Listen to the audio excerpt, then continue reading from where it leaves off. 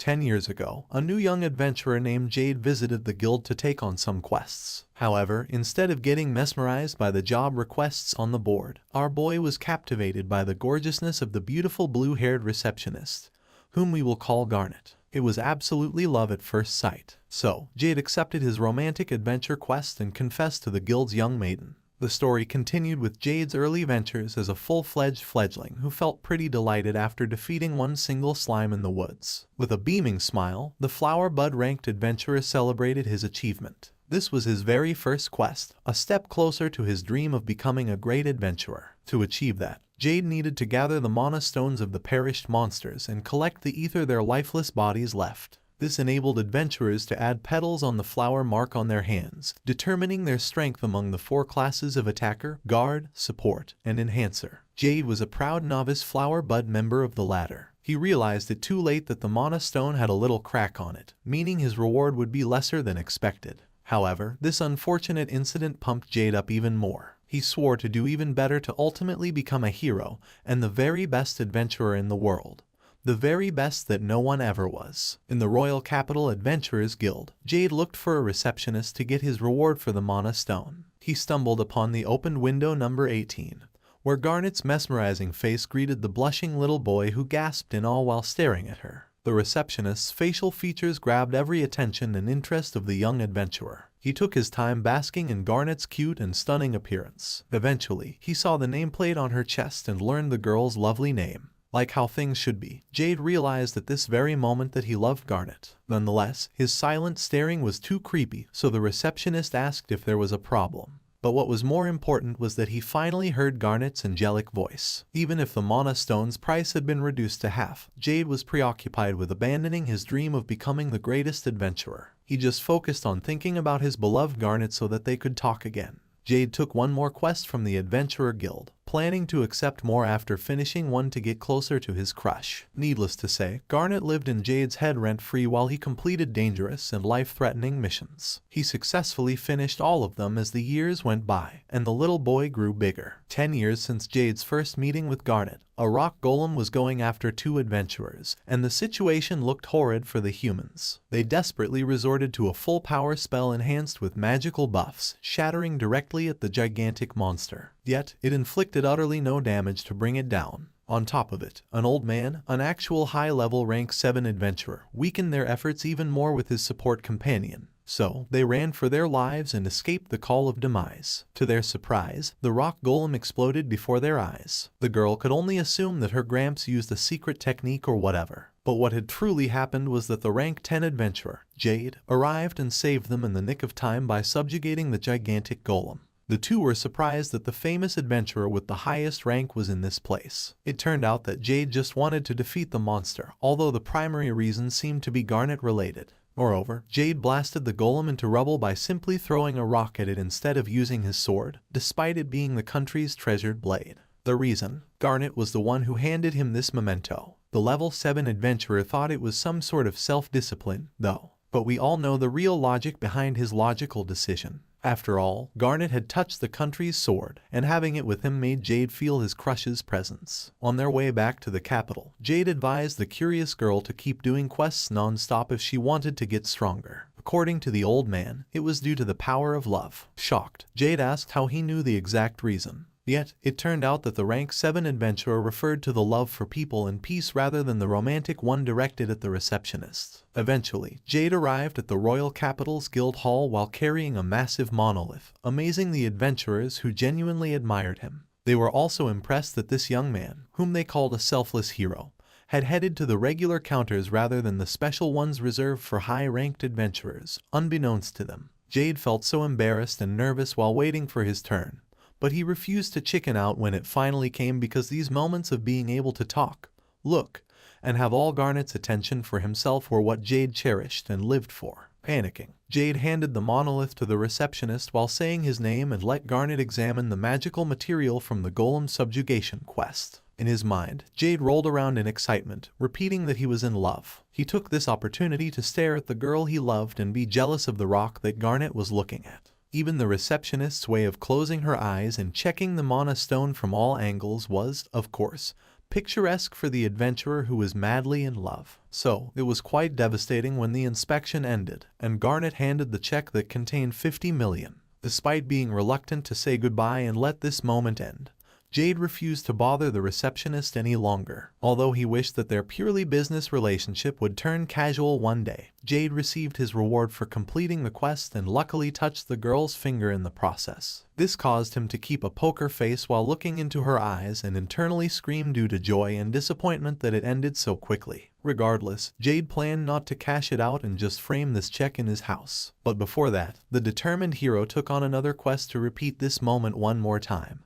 hoping that this would turn them into good friends someday. With that in mind, Jade left the Adventurer Guild and departed toward his mission, unaware that Garnet was also thinking about the slight touch of their skins earlier. Romance was blooming. Meanwhile, two villagers in the kingdom's remote area were talking about the beast subjugation request for their village's safety. Relieved that adventurers would come to their rescue soon, not far from them, a little girl who carried some vegetables looked worried upon hearing the news, seeming scared at the subjugation force. It turned out that the same village was the location of Jade's next quest, yet we are spared the details of how he finished it and skipped on to the part where the townsfolk showered the adventurer with praise. Delighted, they invited Jade to take a break and enjoy his stay, but Jade politely refused it because meeting Garnet was a top priority. Unfortunately, a horrified girl informed Jade that the horrors weren't finished yet because the vegetable-stealing dragon was still around their village. The middle-aged man immediately apologized, thinking that the child's revelation was pure imagination. But Jade considered the matter seriously and asked the girl the direction in which she saw the dragon. As soon as he learned where it was, Jade told the villagers that he would investigate the area to check for any signs of the said winged beast. He assured them not to worry about causing additional trouble because this was part of being an adventurer. When nighttime arrived, Jade reached an abandoned mine and came to think that the dragon sightings might be mistaken for a herbivorous monster. However, his assumptions were foiled by a terrifying voice ordering him not to go any further and just leave a food offering to avoid wrath and undesirable consequences. Regardless, Jade headed in the direction of the voice and hurriedly barged in, only to see a little kid in disheveled clothes rather than a vicious winged monster. Contrary to his expectations, Jade wondered what a lonely little girl was doing here of all places. He remembered the command of the voice earlier and realized that this kid might be one of the rare dragons that can change their forms into a human. Too bad it's not Mir, huh? Anyway, Jade asked the child if she really was a dragon, leading her to confirm it and threaten Jade that she would devour him whole. Jade knew she would choke by doing that, though, so he prepared another question to determine why this little kid takes the form of a human. Apparently, it's because she won't get full in her original body, and turning into a lowly will at least let her survive for a few days with the stolen vegetables. Even the famous human hero felt shocked and saddened at the girl's pitiful state, and it turned out that she couldn't also hunt meat by transforming into a dragon due to the rumored arrival of adventurers who, for her, were bad people who would subjugate both monsters and dragons. To conclude, Jade confirmed if the kid returned to her beast form only when stealing vegetables. But his question alarmed the girl because it must have meant that the adventurers were aware of her existence too and may raid this place sooner and later. Even so, she hoped that Jade was a human who would save her from those subjugators until she learned from the young man himself that he was one of those adventurers. It took quite a bit longer for the little dragon to process the shocking information in her head, but she eventually screamed in fear upon coming to terms with the fact that the man before her was one of the terrifying adventurers. Thus, the girl ran around in panic, but fortunately, Jade didn't hit her, causing her to calm down in relief. Jade asked if she was a white dragon because the country protects those kinds. Unfortunately, Jade would be forced to take necessary measures if she belonged to another species, so the kid immediately headed outside to prove she was a white dragon. Quickly, Jade followed after to stop her from stripping, but instead, she captivated Jade by showing her mesmerizing true form that was both holy and mythical in the young man's eyes. With this, Jade confirmed that the vegetable thief was not just any monster, but a white dragon who could transform into a lowly. Thus, they entered the house where Jade taught the kid a bit of history about her kind, saving their country a long time ago. Not to mention that his sword had a dragon symbol engraved into it to show respect. As a result, Jade suggested she meet the king and get protection status from him, and the nameless girl seemed to like the idea. So, they departed toward the royal castle. The following day, the child looked so excited on their way but became nervous soon after they reached the door leading to the king's throne. Nonetheless, the two eventually entered and met the monarch of the Sundale Kingdom, who assumed that Jade was here to finally accept the past offer to become his successor and be their nation's leader. Unfortunately for him, it wasn't the case, as Jade presented the kid he brought, allowing her to introduce herself as a harmless white dragon who is intelligent, self-reliant, and can dress and eat by herself. Needless to say, this lowly took the top in doing stiff self-introductions. But we can all forgive her, same to the king who acknowledged their country's debt to Jade and the white dragons. Still, a problem remained because the monarch couldn't just allow the little dragon to roam free in their capital unattended, causing the child to tremble in nervousness and Jade to decide not to leave the pitiful girl alone. With that said, he took full responsibility for taking care of the kid, so the king approved the protection status, and the matter was now finally settled. No more lowly stealing vegetables. Thus, they left the castle, and the nameless girl thanked Jade for volunteering to be her new guardian, which led Jade to wonder what he would call the child now. Therefore, the no-name kid gave Jade the privilege of granting her a handle, so the adventurer came up with a simple name, Doomi, which the white dragon happily accepted. She practiced calling herself that word from then on. Unfortunately, Doomi's excitement plummeted when they arrived at the Adventurers Guild, which, for the dragon, was so malicious that she immediately agreed to stay outside while Jade reported to the receptionist. The faces of the ruffian adventurers were still alarming for Doomi, however, so she checked up on Jade from the window out of worry that her guardian might be in some kind of danger. Well, if this dragon is talking about the bittersweet dangers of romance, she hits right on the spot, as Doomi sees Jade talking to Garnet with a face that looks like he's having so much fun, like turning back into a kid. Unsurprisingly, the gorgeous receptionist captivates Doomi too, and her lovely face causes the little girl to think that the Adventurer Guild, which she fears to the very core, might not be a bad place after all. Eventually, Jade finishes his report, and it is time for them to go home, when Doomi finds out that her guardian hasn't returned to his house in about a year because, as we all know, he's been busy questing to meet Garnet. Of course, Jade promises to come home more often now. He guides Doomi into his house and enjoys the scenery along the way until they arrive at their destination. But because the lights on Jade's house are rarely on, the lady next door wonders if her neighbor has finally gone home. A few minutes ago, Doomi told Jade that her opinions about adventuring guilds had changed for the better because of how happy he looked after exiting the establishment earlier. Unaware that Jade's sole reason was the gorgeousness of the receptionist, the great hero basks in his imagination, which is also a recollection of how beautiful Garnet is. But Doomi is getting impatient that they're not in Jade's residence yet, so he assures her first that it's right around the corner. True enough, a sparkling house that is full of heart symbols from its door, windows, and even the roof enters their field of vision. The two were pretty excited to come in right away. Before that, Doomi took a moment to appreciate its design, oblivious to the fact that the hearts were Jade's messages to Garnet for when they started living together. This guy thought 1,000 steps ahead compared to scheming anime main characters. On top of it, the carpenters were under the assumption that the hearts were for Jade's love for the citizens.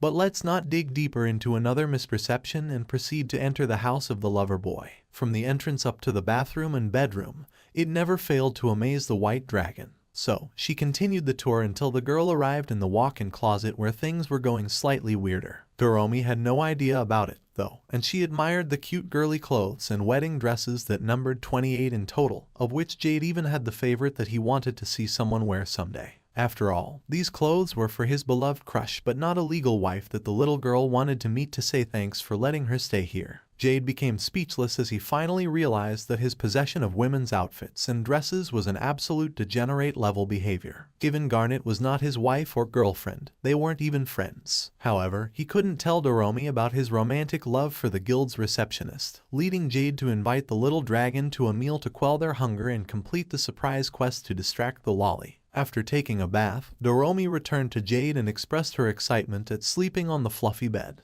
When she finished dinner, similar to the degenerate hero who couldn't wait to lie on it too and share the same bed as Garnet to have the taste of a happily married life, Jade was fired up to take on more quests. But, of course, dinner came first, so the two went outside. At the same time, the neighbor did. According to Jade's memory, the people next door were a sweet elderly couple. But what greeted his and Doomi's eyes instead was the face of a very familiar receptionist in the Adventurers Guild. The appearance of the woman he liked left Jade dumbfounded. Yet, it was evident that this guy's stare was full of love and admiration for Garnet. A wee bit of shock was mixed in. However, Jade didn't expect that the girl of his dreams was also the woman next door, creating chaos in his mind as he desperately tried to calm down to introduce himself. In the end, Doomi beat him to it first as she casually greeted Garnet and received the receptionist's good evening as an answer. Realizing it was a perfect opportunity to converse outside their line of work, Jade said good evening too, but he failed to finish the phrase because of stuttering and nervousness, as it was his first time seeing Garnet in casual clothes. Thanks to that, Jade got distracted by otherworldly thoughts regarding the receptionist's stunning appearance, but he fortunately recovered from the charm of Garnet's captivating look and greeted the woman with a good evening. Finally, their romance started to bloom, and marriage was within Jade's sight, although it was a mere delusion that blossomed from a casual conversation for now. Surprisingly, Garnet was also relieved after talking with Jade, so the great adventurer assumed that the receptionist wanted to chat with him too. But it turned out that Garnet only wished to introduce herself to her neighbors while Jade felt dejected. Doomi was suffering from hunger, and she was eager to gobble some meat. But because Garnet was curious about their relationship, Jade and Doomi revealed their names along with a pretense that they were relatives. In Jade's case, Jade learned that Garnet already knew who he was, and that was music to his ears, which made this night the happiest day of his life. It turned out that Garnet always asked it despite remembering Jade's name because it was the guild's policy, and that wasn't a reason for this guy not to thank her. He eventually ran out of things to say, though, leading Jade to offer to carry his crush's bag instead,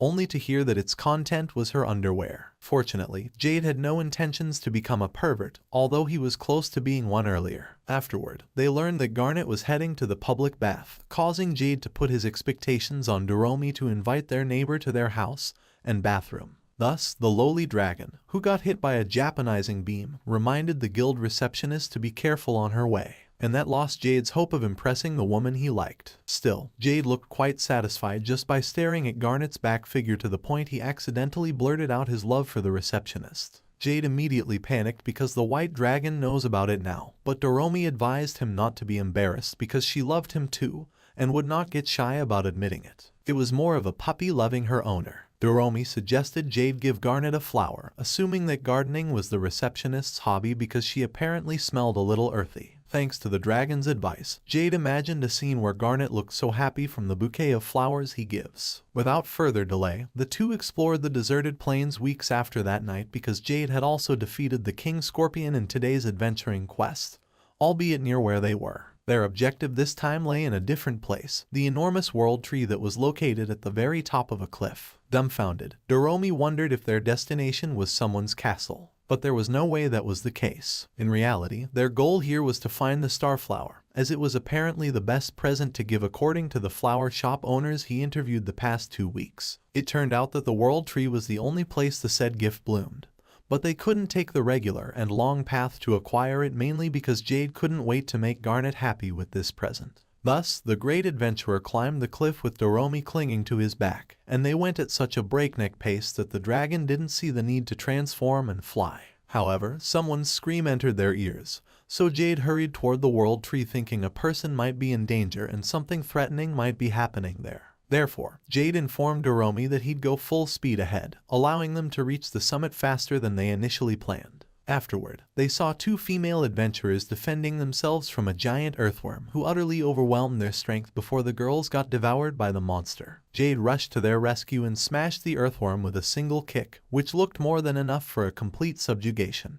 Now that the monster had been defeated, the 2 cried in relief because they were still alive and thanked Jade for saving them. In reply, Jade expressed his gratitude and informed his fellow adventurers that he was here to collect the starflower. After all, those girls put a defensive barrier to defend themselves from the monster's attack, which also protected the flowers. Elated, the 2 viewed this as a dream come true and waved goodbye to the well-known hero who finally secured a pot of the star-studded gift. Needless to say, Doomi also felt impressed at her guardian, and they were both delighted that Jade's presence started to bloom on their way home, making the 2 eager to return and give this to Garnet. Unfortunately, an unexpected problem occurred because the next they saw the starflower was when it had already withered, along with the liveliness on their faces that tremendously faded within a few seconds. Jade almost went to heaven due to shock and stress, but thankfully, Doomi gave him hope by advising the depressed guy to shower it with water regardless of the effort. The surprise quest had still failed, and Jade was running out of options. So, they came up with a surefire yet desperate method to raise the spirits of the flower by giving it some encouraging words. Regrettably, it didn't work either, forcing Doomi to suggest giving it to Garnet despite its state, hoping that their neighbor, who knows how to take care of flowers, can recover this gift to its original form. After considering it seriously, Jade accepted the suggestion. They spared no time, going to the receptionist's house and knocking on the door, only to learn that Garnet was still outside. Thus, they waited for their neighbor to return, but Jade was concerned that he looked scary standing in front of her house like this. So, he repeated that he was not a scary person 3 times in a row, with the third resounding as a yell. Finally, Garnet arrived, and she heard the guy's weird declaration. But Jade wasn't the slightest bit concerned nor embarrassed. He was focusing on the receptionist's wet hair and fresh appearance that had just gotten out of the bath. Nonetheless, the two apologized for disturbing her late at night. Jade refused to back out as he gathered the determination needed to hand the withered starflower to Garnet. Garnet took a closer look at the pot and instantly recognized it as a real starflower. It took him a little bit longer to realize that the woman she liked was not referring to him when she said that. Furthermore, Garnet couldn't fix the problem either, as it turns out that starflowers acquire new nutrients from the world tree. So, removing them would lead to this situation. Therefore, she apologized for not being able to help, but Jade was aware he's the one who should be saying sorry instead for giving such a withered present. To his surprise, Garnet was still willing to accept the gift in spite of its state, and Jade thought it's for the better that the flower would spend its last moments with the guild receptionist. However, Garnet had no intentions of taking the pot because she was planning on turning the present into a bookmark for it to be used while preserving its natural beauty. At the same time, inside his mind, Jade celebrated success by rolling around in joy. So, he thanked Garnet for finding meaning in the flower's remaining life. But, for the receptionist, the one who should be thankful was her instead. So, Jade rephrased his words and made it seem like the flower expressed its gratitude to Garnet. With that said, the receptionist promised to treasure the gift and treat it as a precious bookmark. But, as usual, Jade blushed, assuming he's the one who will be treasured someday. Anyway, the night was getting deeper, so the two ended the conversation with some goodnight greetings and one final thank you from Garnet for the housewarming gift. Jade's face turned redder and redder, but it was time for them to return. So, the two headed home, and Jade was undoubtedly grateful to Doomi for pushing him to do this. Thus, the reliable white dragon assured the great adventurer that he could count on her anytime, allowing Jade to show how thankful he was by treating the girl with any food she wanted while heart-shaped constellations were forming in the sky. Doomi made tonight a fish day as a reward for her emotional efforts. The following day, Garnet was reading a book in the Adventurer Guild when her co-workers suddenly interrupted. They told their blue-haired colleague that her bookmark was cute. To answer their curious questions, Garnet revealed that she made this from a flower someone gave her, causing them to wonder who that person was. Despite thinking about Jade, Garnet gave her colleagues a vague and non-specific answer, saying the gift was from her neighbor. Unbeknownst to the receptionist, Jade treated the pot she refused as a treasure, yet an additional member of the degeneracy collection. But I'm half sure it is 50% viewer approved. A month later, Jade and Doomi rushed toward the guild at full speed before the sun went down. Fortunately, they made it in time, as the white dragon chose to wait outside while her guardian entered. As usual, Jade felt nervous, but he prepared himself for his most awaited meeting with Garnet at the receptionist window. There was no more wasting time, and the great adventurer handed the Mona stone to his neighbor for her to inspect the quality of the loot from the Chimera subjugation quest. Suddenly, a rumble resounded from the young maiden's tummy while she was checking the moonstone, making the two speechless as Jade wondered what the source of the noise was. It took him only a few seconds to realize that it was his crush who produced that cute sound. Specifically, it was her stomach that was complaining from hunger. Therefore, Jade savored the adorable rare sight of Garnet blushing from embarrassment due to the accident. Doomi is always hungry too. Thankfully, Jade realized it was a bad idea, but he was unable to come up with anything good to say. So, the adventurer decided to leave for Garnet's sake, preventing her stomach from growling again. Outside the guild, Doomi waited for her guardian to come out and immediately informed him about her new record of counting a total of 18 bugs. Thus, they celebrated it by eating out, as they entered a restaurant that had no customers at this time except them. Apparently, it had been a year since the last time Jade went to this place,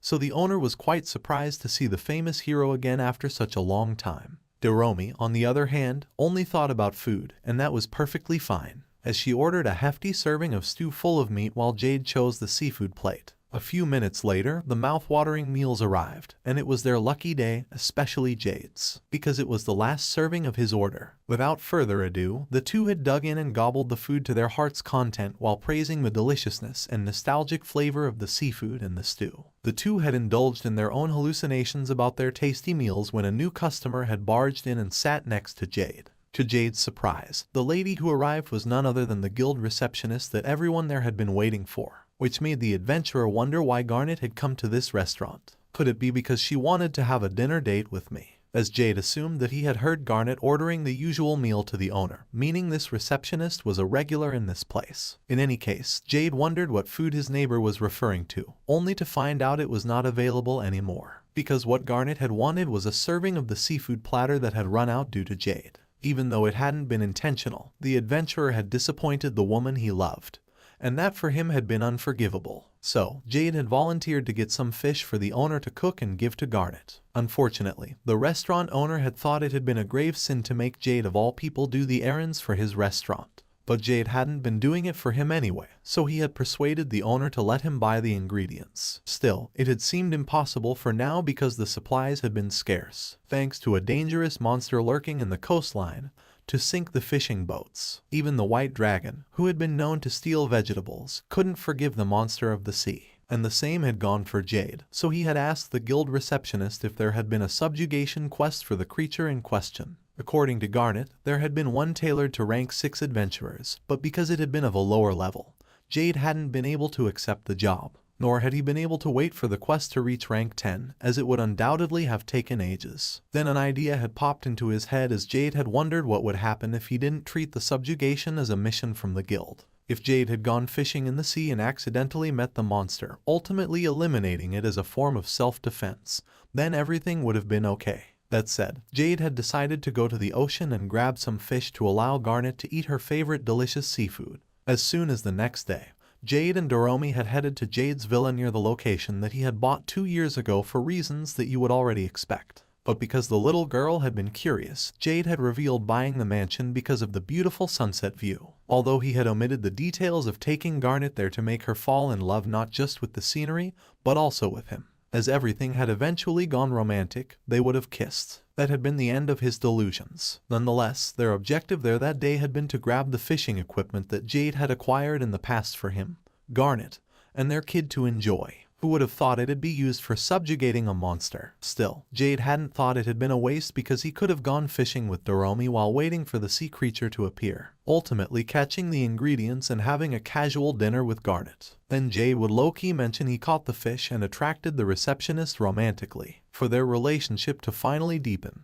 And yes, that had been the entire plan, at least for now. After all, the fishermen in the harbor had looked so gloomy, and the atmosphere had been a bit heavy because of the lurking sea monster, making it seem like Doomi had been the only one who had been lively as she had informed the adventurer that their transportation had been there. Of course, the small boat had also been for Garnet, but let's keep the misunderstanding that it had been for sunset viewing alive. Without further ado, they had started the monster fishing expedition until a voice had stopped them from going into the sea, causing Jade to turn around and see a group of men with stern expressions hindering their plans to catch a fish. Just like the restaurant owner's story, the man had warned the adventurer not to go because of a kraken sighting 15 moons ago. Regardless of the monster's threat, Jade had chosen to continue sailing out, although he had learned that his small boat would be the kraken's bait at best. Time would also have been a problem in that case, so Jade had given the fisherman bags of coins to rent the large ship and let him use it for his mission. In spite of the tempting offer, the boat's owner had still refused to accept until they had learned from Doomi that this guy here was Jade.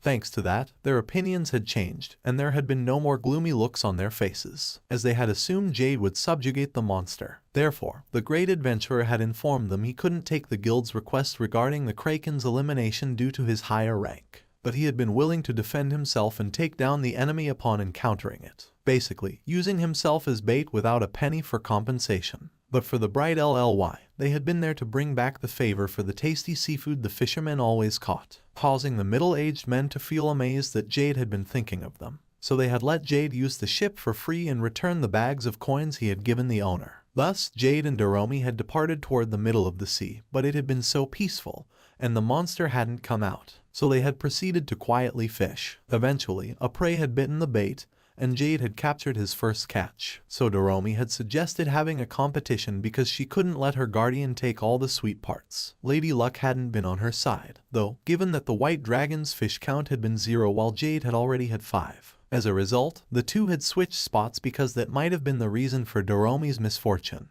which had turned out to be true. As the little girl had finally felt the seafood taking her bait, the white dragon had reeled the fishing rod happily to savor the sense of victory, only to find out that her prey had been the infamous marine scorpion. Doomi's strength must have been massive for her to pull that out. Oh well, humanized lowly dragon privileges. Shocked and terrified, Doomi had screamed in horror as she couldn't believe they had encountered the sea monster in such an unexpected way, which had led her to panic and throw pebbles at their enemy to drive him away. One hit on the gigantic scorpion's body had enraged it to the point that their ship might have sunk. But Jade had prepared for this by fortifying the entire boat with magic, allowing him to freely charge toward the monster and turn into one smash man to send it toward the depths of the marine graveyard if that exists. With that, the battle had come to a swift end, and Jade had returned to the ship unscathed as they had celebrated their easy victory. Now that the subjugation had been settled, the two had gone back to the harbor and shone light upon the fishermen with a single thumbs up from the little dragon. Finally, the fishers could venture to the sea in peace,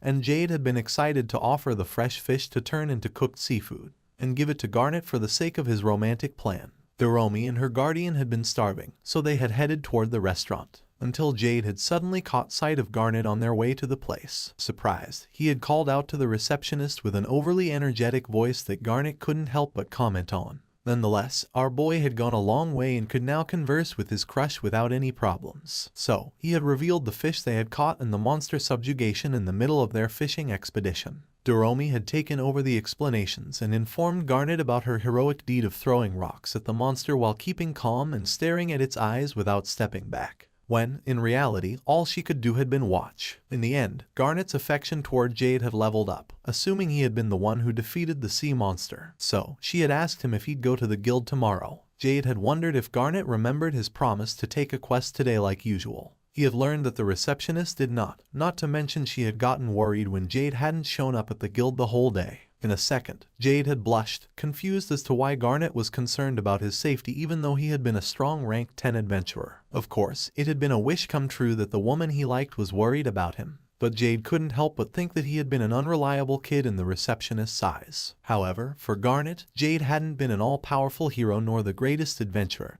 but instead more like a little brother who needed protection. Jade had looked so happy that he had asked the reason why she saw him as a younger sibling but not family. He had learned it had been because Garnet had watched his growth ever since he had been a fledgling 12-year-old adventurer. As a result, Jade had felt glad and grateful to Doomi and Garnet, who had treated him like a normal person and not some distant greatest adventurer. At this moment, Jade had realized being Garnet's brother meant he had no chance of becoming her lover. Though that had been a fatal hit to his mental and emotional health, they hadn't been kin-related or else they would have been in trouble. Putting that aside, Jade had found out that Garnet had been on her way to the restaurant too. So, he and Doomi had invited her to enjoy the fish they had caught, which they would give to the owner. Fortunately, the guild receptionist had accepted their offer, leading to a romantic night walk for Jade. As he had savored every moment staring at the stunning beauty of the woman he liked, he had wished that this date-like experience would last forever. Sadly, it had all been over in 5 seconds because the restaurant had been just around the corner. So, Jade's remaining chance to get more casual with Garnet had been to become this place's regular customer. When the owner had appeared, they had informed him about the fish they had caught and the successful subjugation of the monster that had hindered seafood production.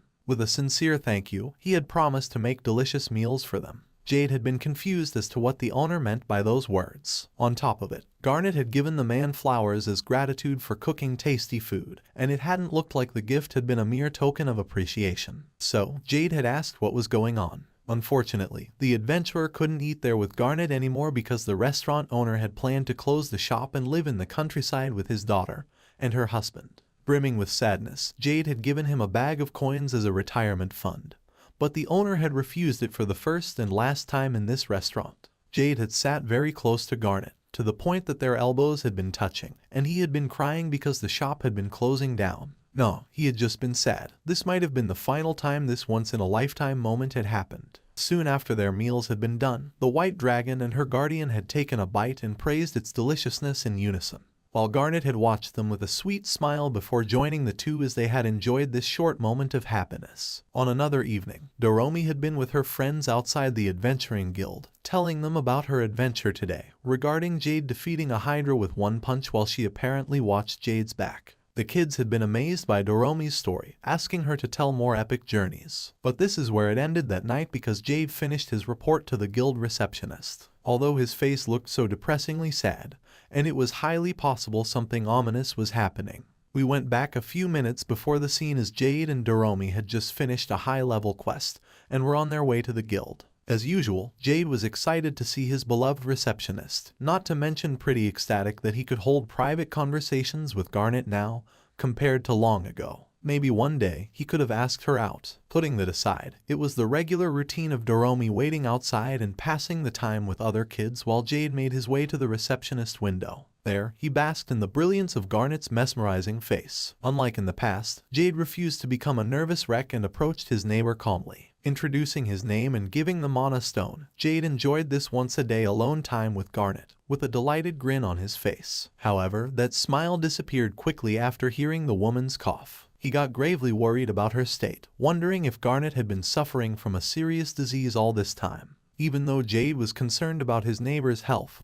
he chose not to ask about it this time and just headed out from the guild, so as not to bother Garnet with questions, albeit it was possible that maybe that would be their last conversation. We returned to the scene minutes ago where Doomi saw the depressed state of her guardian. Immediately asking him what was going on, the white dragon learned the whole situation and Jade's plan of getting a medicine that would instantly cure any illness, no matter how severe. After all, Jade refused to merely watch when a person was suffering right before his eyes, especially because it was Garnet who we were talking to here. Of course, Doomi provided full support to help her friend, so they wasted no time and headed toward the apothecary, planning to find someone skilled in making the necessary medicine with the budget of 1 billion that Jade set aside for Garnet's recovery. Unfortunately for Doomi, the place was full of eyeballs everywhere she looked, and it was undeniably terrifying.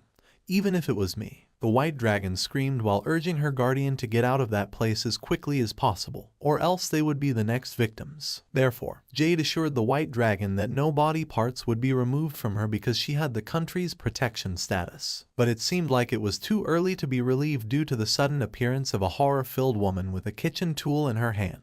That was obviously not used in cooking. The girl with stained equipment and clothes, Surin, asked who Doomi was, but the kid was so scared that she desperately explained her taste wouldn't be to the woman's liking. There was no real reason to be terrified, though, because Surin was just dissecting some monsters for medicinal purposes. She even invited Doomi to watch. Okay, I'll take it back. On another note, Jade recognized Surin, as it was revealed they had met each other in the past when the shopkeeper Coop taught the girl medicine lessons. After all, Surin was the granddaughter of the apothecary's owner, who was apparently a strict person. She was the one Jade was looking for. However, because Coop might create an effective medicine that would cure the receptionist's illness, unfortunately, Surin revealed that her grandmother retired and returned to the countryside, so she couldn't help in this matter, where housing prices there low or something. Jade could only think of that because of disappointment given that Coop's blends were top-notch. But fortunately, Surin was there to save the day and make the medicine in her grandmother's stead. After a bit of consideration, Jade begged Surin to save the receptionist and free her from the pain she was enduring,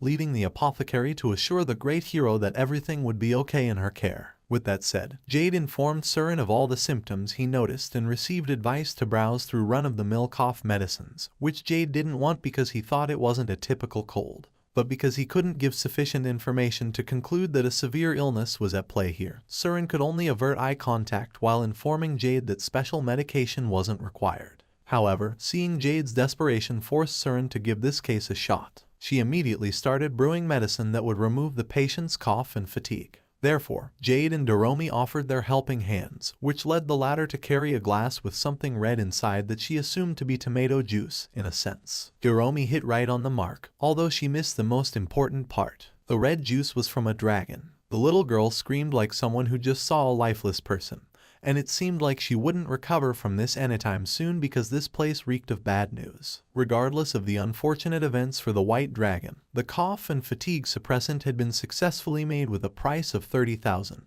which surprised Jade in a way anyone wouldn't expect. Simply put, it was considered a steal based on his 1 billion budget. But now they had acquired the medicine. Jade and Doomi rushed toward Garnet's house and knocked on the door without worrying about getting labeled as weirdos because recovery took priority this time. Soon after Garnet opened the door, Jade finally became relieved because the woman he loved was still alive and standing right in front of his eyes. There was no beating around the bush, and Jade hurriedly handed the medication for fatigue and cough, saying he was worried after noticing her condition earlier back in the guild. To their surprise, Garnet was perfectly fine even without a cure because a fishbone just got stuck in her throat rather than a severe illness or anything. She looked apologetic for worrying Jade. However, it was a natural course of action for Jade as he yelled that she was special, and struggled to resume the continuation until he finally said it. He got cold feet at the most crucial moment. Thus, he went deeper into the statement regarding the special receptionist and told Garnet she was different from others. Moreover, his feelings right now were similar to when she gave flowers to the owner of her favorite restaurant, acknowledging their efforts. Garnet accepted the medicine, albeit not for her already healthy body but for the young maiden's flowers that were apparently sick. Afterward, Garnet invited Jade and Doomi to come in and look at her flowers if they were not in a hurry, causing a big question mark to pop into Jade's head. Nonetheless, Jade's reaction was gold, and he couldn't hide his surprise about the invitation to enter the house of no one other than the woman he was madly in love with. When he calmed down, Garnet led them inside, allowing Jade to see the receptionist's living room and be amazed at how it looked. His face said it all, this was heavenly bliss. But while Jade was preoccupied with imagining dining with Garnet at her table, Doomi caught sight of the wilting flowers on a little pot and urged the two to hurry and save their lives. Immediately, they injected the medicine into the soil, and Doomi watched it grow from withered petals onto a full-bloom flower. So she was the one who first celebrated the miracle. Needless to say, Garnet felt glad that they looked healthier now, so she thanked the two for their help. Until Doomi's stomach suddenly rumbled to warn the little girl that her tummy was empty. It turned out that Garnet planned to go out for dinner, so she invited the two to join her in looking for a new restaurant to dine in since their favorite closes business. Of course, this dream-come-true situation was an absolute yes for the great hero, to the point that his constant smiling became questionable to the receptionist. Still, Garnet didn't mind it much and instead urged Doomi and Jade to head out, to which the delighted young man replied with an overly excited yet well-deserved, "Let's go." An unknown number of days later, Jade indulged in his own reminiscing of all the miraculous events the last few nights when he entered Garnet's house, helped her flowers recover, and ultimately enjoyed dinner together with Doomi. They got along pretty well that this guy couldn't sleep at night due to an overdose of happiness, and it seemed like this time would be the same, although for a different reason. As Jade suddenly heard a rumble nearby, immediately he looked for the source using enhanced hearing and learned that his neighbor was in danger. So Jade rushed to her rescue and met Garnet, who was panicking as she asked the rank 10 adventurer for help. Disoriented, all the woman could say was the location of the threat, the bedroom on the second floor. Jade instantly knew that someone or something terrifying was hiding there for Garnet to feel shocked to this degree, assuming the culprit was a robber. Jade assured the guild receptionist he would check the area and advised her to stay close while instructing Doomi to protect Garnet. Determined to end the assailant no matter who he was, Jade cautiously entered the room and looked for the robber, while Doomi, on the other hand, was just concerned about the place's cleanliness. However, it was a clue that said Garnet fought the intruder right here, and there was no way it was forgivable. So Jade hastened his search only to see that no one other than them was in the room. Still, Garnet suspected that the assailant was right under her bed, causing Jade to check the said area and encounter a creature who quickly made its way out of the adventurer's grasp. Scared, the receptionist screamed and trembled while clinging to the little girl for support, leading the reliable Doomi to assure her friend not to worry because she was beside her. The culprit was an itsy-bitsy spider who also terrified Doomi, albeit for a whole different reason, which was tummy-related. Garnet's shock skyrocketed after knowing she had eaten a spider, though, and there was no way to recover from that. Anyway, Jade needed to dispose of the threat at once, but it swiftly evaded his attempt and hid under Garnet's clothes, which was actually the right call because Jade couldn't catch it now thanks to the high hurdle of the stimulating surprise quest. Touch his crush's clothes. Regardless, Jade needed to show off his bravery against spiders. So he closed his eyes while grabbing its entire body with one hand and ran to the window to throw the culprit away from his beloved woman's house. Unfortunately, it didn't end all that well as Jade found out he went a little bit overboard and accidentally broke Garnet's bed. It wasn't a problem for the receptionist, however, and she even thanked the great adventurer for being her tonight's hero while telling him she was glad he was her neighbor. The best compliment our boy could get from the girl next door. Still, it was already too late for them to buy a new bed, and Jade wouldn't let Garnet sleep in her current broken one as an accident may happen in the middle of the night. With that said, he offered to give his bed, and that made Garnet incredibly happy, to the point she finally called the two great friends. Friend zone. Yes, but for Jade, it was one step closer to achieving his ultimate goal of asking the receptionist out. So he excitedly returned home to bring the expensive bed and delivered it to Garnet's house within a few minutes. The woman wouldn't accept it so easily after learning how luxurious it was, though. So Doomi proposed to trade beds instead, which was both an ideal situation and a presumptuous wish for the rank 10 adventurer. In the end, Garnet agreed with the White Dragon's proposal, and the should have been impossible actually happened before they parted ways for that night. Jade assured his neighbor that he would come running to her side anytime another spider appeared, so Garnet counted on him.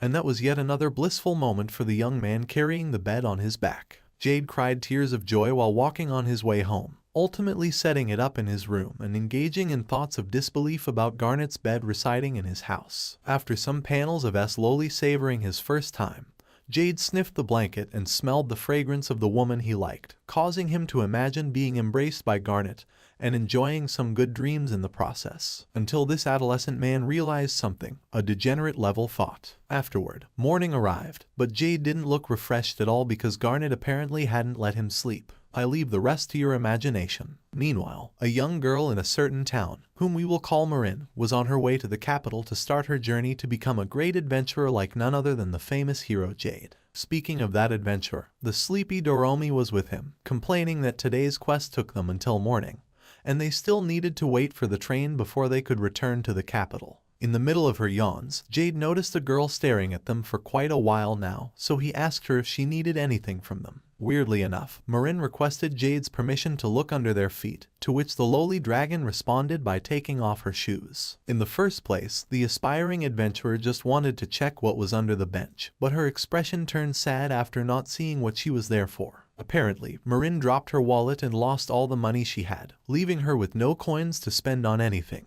Even though it was just this girl's second day of an adventure, Jade could only go seriously from shock and concern. But then, he discovered that Marin was on her way to the capital's Adventurers Guild, so her first ever quest would be issued there. Jade instantly smiled when he heard that, mainly because the journey of the novice adventurer took him way back to when he was just beginning. Eventually, Jade learned Marin's name and age, which was almost 12 years old, just a little bit closer to being allowed to register as an adventurer. Then he offered to buy a train ticket for the penniless girl, bringing hope to Marin because her journey was far from over even though she lost all her money. Nonetheless, the aspiring adventurer didn't want it to be free, so it was settled that she would pay it back with her paycheck someday. No pressure. With those conditions in mind, Marin accepted Jade's offer and thanked him before going inside the train to start their trip toward the capital. It would take them until dusk before they arrived, but it seemed like a place to stay wouldn't be an issue for the young girl as she revealed that her sister resided in the capital. Moreover, she worked at the guild as a receptionist and was a woman who had the support flower crest, which was possibly the same as Marin according to Jade. Support was the rarest of all roles, and the probability order went from guard, attack, enhancer, and support, with the first being the most common. Despite the rarity of her highly likely possible crest, it turned out that Marin wanted to be an enhancer like Jade himself because she aspired to be like the great adventurer Jade. The person in question was in absolute shock thanks to those words, but Marin, on the other hand, showed an overly bright expression while asking the two if they had met Jade before. Albeit sleepy, Doomi didn't hesitate to answer the question by revealing that the guy beside her was none other than the famous great adventurer that everyone idolized. Surprised, Marin let out a confused noise, but seeing the full-bloomed flower crest in Jade's hand caused her to confirm that the man sitting in front of her eyes was Jade himself. Apparently, this girl was a big fan, and she wanted to follow in Jade's footsteps thanks to the story she heard from her sister depicting the adventurer as a hard worker every time she went home and met Marin. Thus, Doomi wondered if there were tales about her too, but unfortunately, there were none because it had been a year since Marin last met her sister. Still, the lowly dragon was confident that this year would be full of her heroism as a gallant girl who accompanied Jade, and she was willing to tell her epic adventures right here and now while the train was still moving. Eventually, they reached the capital and parted ways because Jade and Doomi would head home while Marin waited to be picked up here at the train station by her sister. Thankfully, Marin was brimming with motivation as she promised to do her best and be as strong as Jade someday. So they waved goodbye and headed on their own ways. Doomi was so tired, however, that the humanized dragon almost fell asleep without changing into a cleaner and more comfortable outfit. If not for Jade, who was getting used to his guardian duties. Thus the white dragon lay on the bed, relaxed and content, until she woke up in the middle of the night to tell Jade she was hungry. Jade immediately learned that his night might get ruined, specifically his sleep, because he was ready to rest. But it didn't look like anything would stop Doomi from imagining some freshly seasoned chicken and ribs and drooling from those mouth-watering thoughts. So, he decided to go out for dinner before the lowly saliva-stained Garnet's bed. As soon as they exited the door, a familiar voice called them out, and it was Marin who, for mysterious reasons, was together with the guild receptionist. The surprising combination surprised the heavens out of Jade, but by connecting the dots and seeing them holding hands, he instantly concluded the same thing you are thinking. Eventually, Garnet thanked Jade for lending his money for her sister, which confirmed our suspicions regarding Marin being Garnet's younger sibling. In perfect timing, Jade remembered the little girl saying that her sister always talked about the super hardworking Jade when coming home.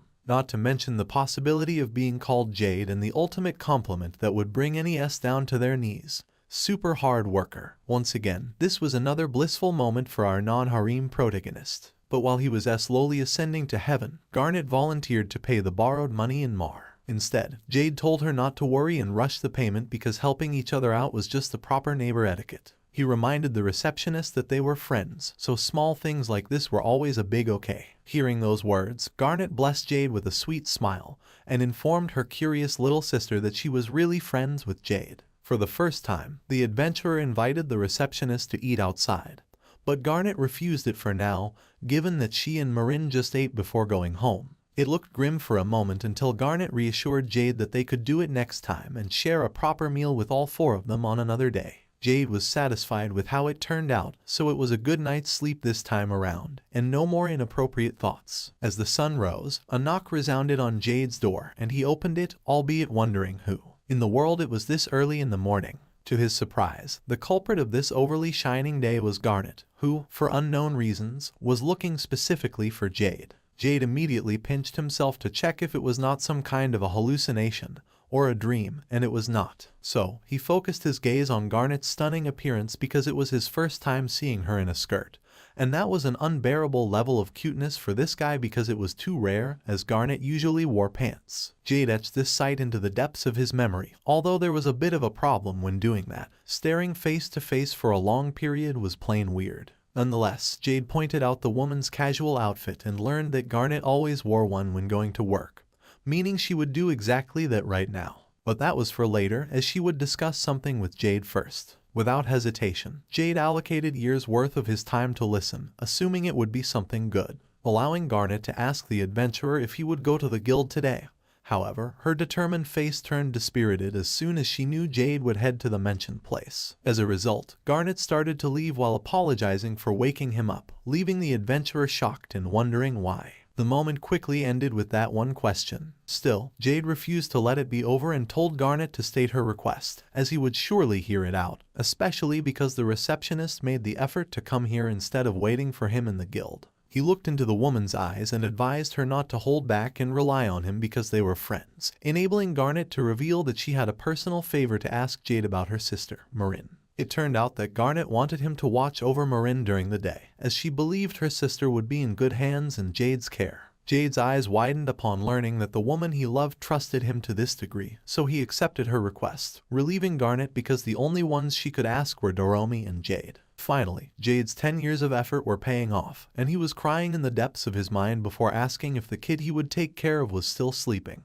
Putting that aside, Garnet shyly wondered if she looked strange in a skirt because Jade kept glancing at her non-stop for a few minutes. Of course, weird was not the right word for Jade, as he genuinely thought that the skirt matched Garnet's style very well, making the receptionist happy as she revealed that her new outfit was a present from Marin, and she was wearing it albeit not feeling confident about skirts in general. Jade commented about Marin's love for Garnet and vice versa, as the receptionist really wanted her sister to be happy, even though she was wearing such a sad expression that said Garnet was against Marin becoming an adventurer. After all, danger wouldn't escape the young girl's everyday life the moment she turned into a full-fledged member of the guild. Yet, even though Jade understood his crush's wish, he wanted to respect both sides and decided to support Marin until she could do adventures in peace. A few hours later, Garnet's sister met Jade and Doomi, who would guide her on a tour around the capital. After a short stop in the guild, obviously, Marin was excited to start the trip, so they wasted zero time in finishing Jade's report and gathering with other kids to listen to Dee's heroic tales, which were undoubtedly impressive for Marin because where could you see a girl with no crest facing monsters head-on? Afterward, the group entered the boutique where clothes and accessories were on display for the little girl to look at and choose. As a result, Marin showed her 10,000 allowances from Garnet because she wanted to have the same clothes as Jade. But they eventually settled on Dee's style instead for size purposes. Thus, Marin chose from a one-piece dress, a skirt, and a robe, which were all white. But this girl still couldn't decide on one. Well, they had put it aside for a handshake between the two allies who liked white clothes, eventually focusing on other things instead, like shoes, handbags, or jewelry, among others. After a few minutes of going here and wandering there, the two bought adorable matching bags that Doomi would use as storage for her rock collection. She then gave a pebble to Marin as proof of their friendship, and Garnet's sister liked it, so she put a hairpin on Doomi as a gift for her valuable present. Furthermore, Marin and Jade complimented the white dragon's look by calling her cute, and that made Doomi glad and embarrassed as they headed toward their next destination,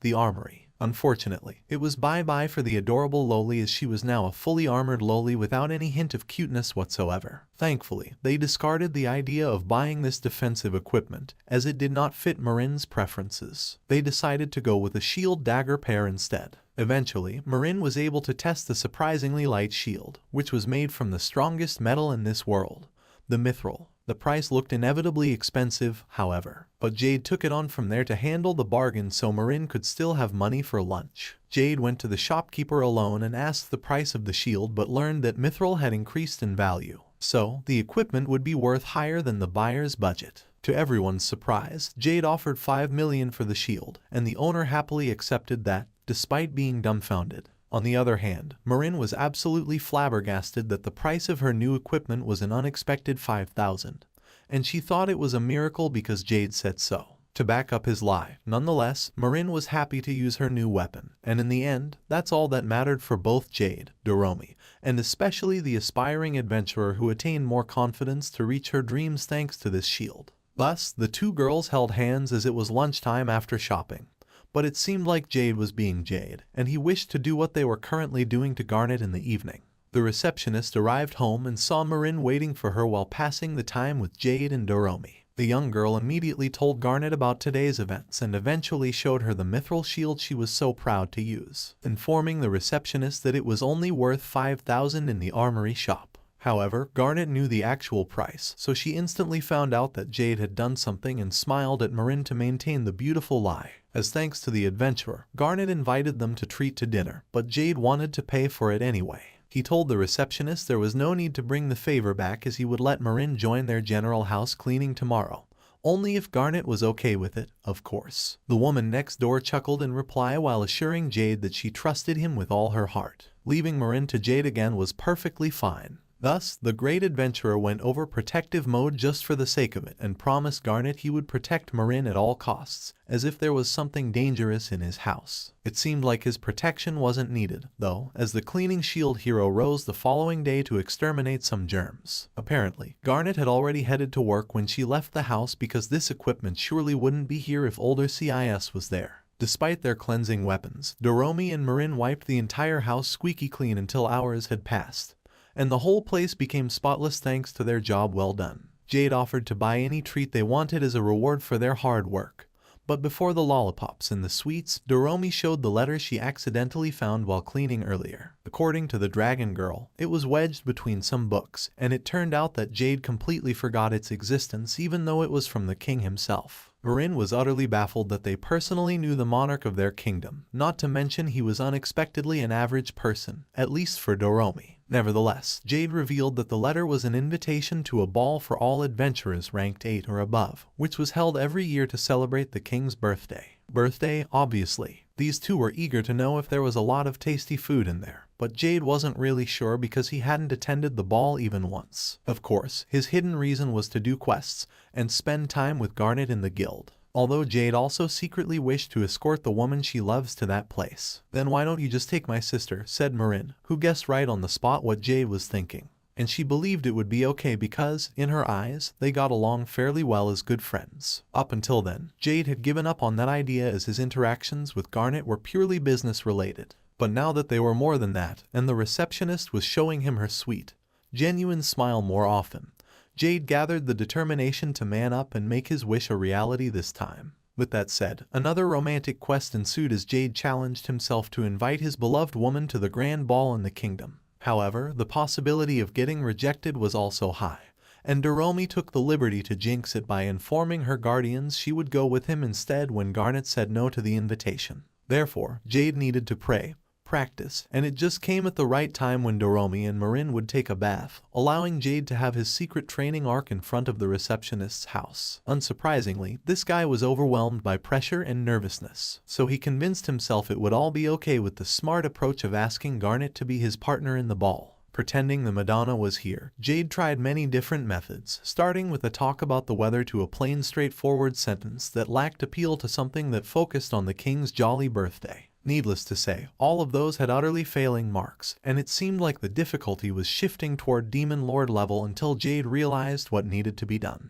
as all he wanted was to dance with his beloved woman.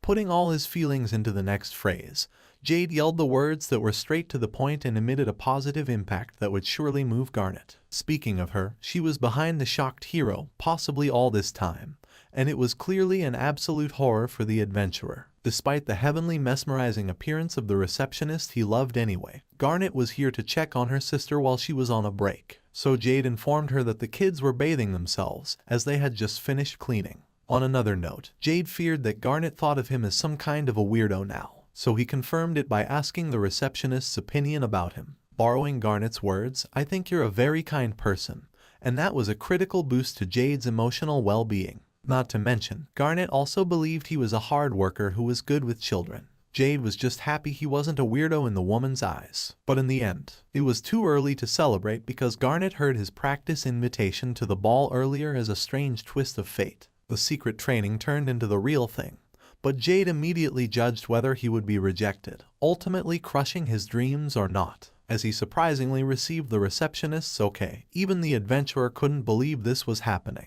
So Jade flooded Garnet with repetitive questions to confirm if it really was fine for her to accompany him to the king's ball. Jade burst into tears of joy to the point he almost said that he loved Garnet. As usual, he brushed it off and Garnet chuckled in reply as the two eventually waved goodbye to one another. Unfortunately, Jade didn't see Garnet's whole level of delighted smile due to his lovable invitation because he had already returned home.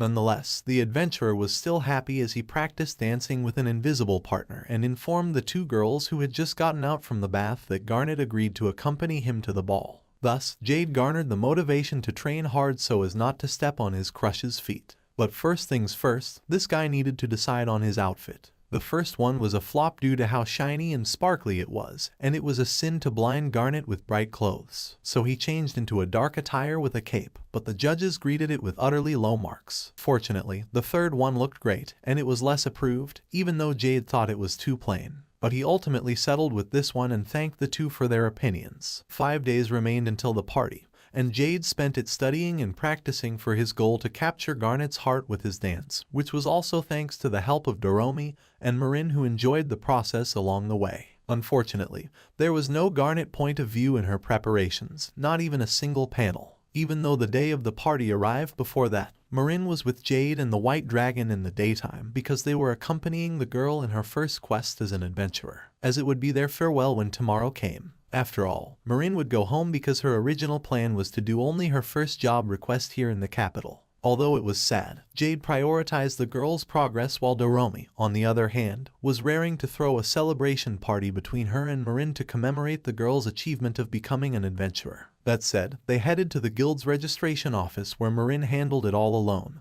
Despite being nervous, she obediently followed the steps to register herself, so after filling out some paperwork, Marin put her hand on the magic crystal to determine what type of crest she would receive. Finally, the flower symbol appeared, allowing the newbie adventurer to return to her companions to deliver the good news as she successfully acquired the enhancer crest, which was the same as Jade's. Luck was on this girl's side, so she wasted no moment to begin her adventure tale, and headed to the mountain where she met her sworn enemy, a slime. The monster hurriedly ran away to escape from the L's grasp. But after a few seconds of running, Marin used the move taunt to get the slime's attention by comparing him to a chicken. That was an unforgivable insult that forced the subjugation target to fight back and strike Marin continuously, overwhelming her in spite of the strength enhancements she cast on herself. However, Marin immediately discovered a surefire method to win: thrust the blade at the enemy rather than slash it. As a result, the slime turned into a small monotone, which screamed success as Marin finally completed her debut quest as a flower bud adventurer. Now what was left was to meet a handsome receptionist, do job requests to meet him every day,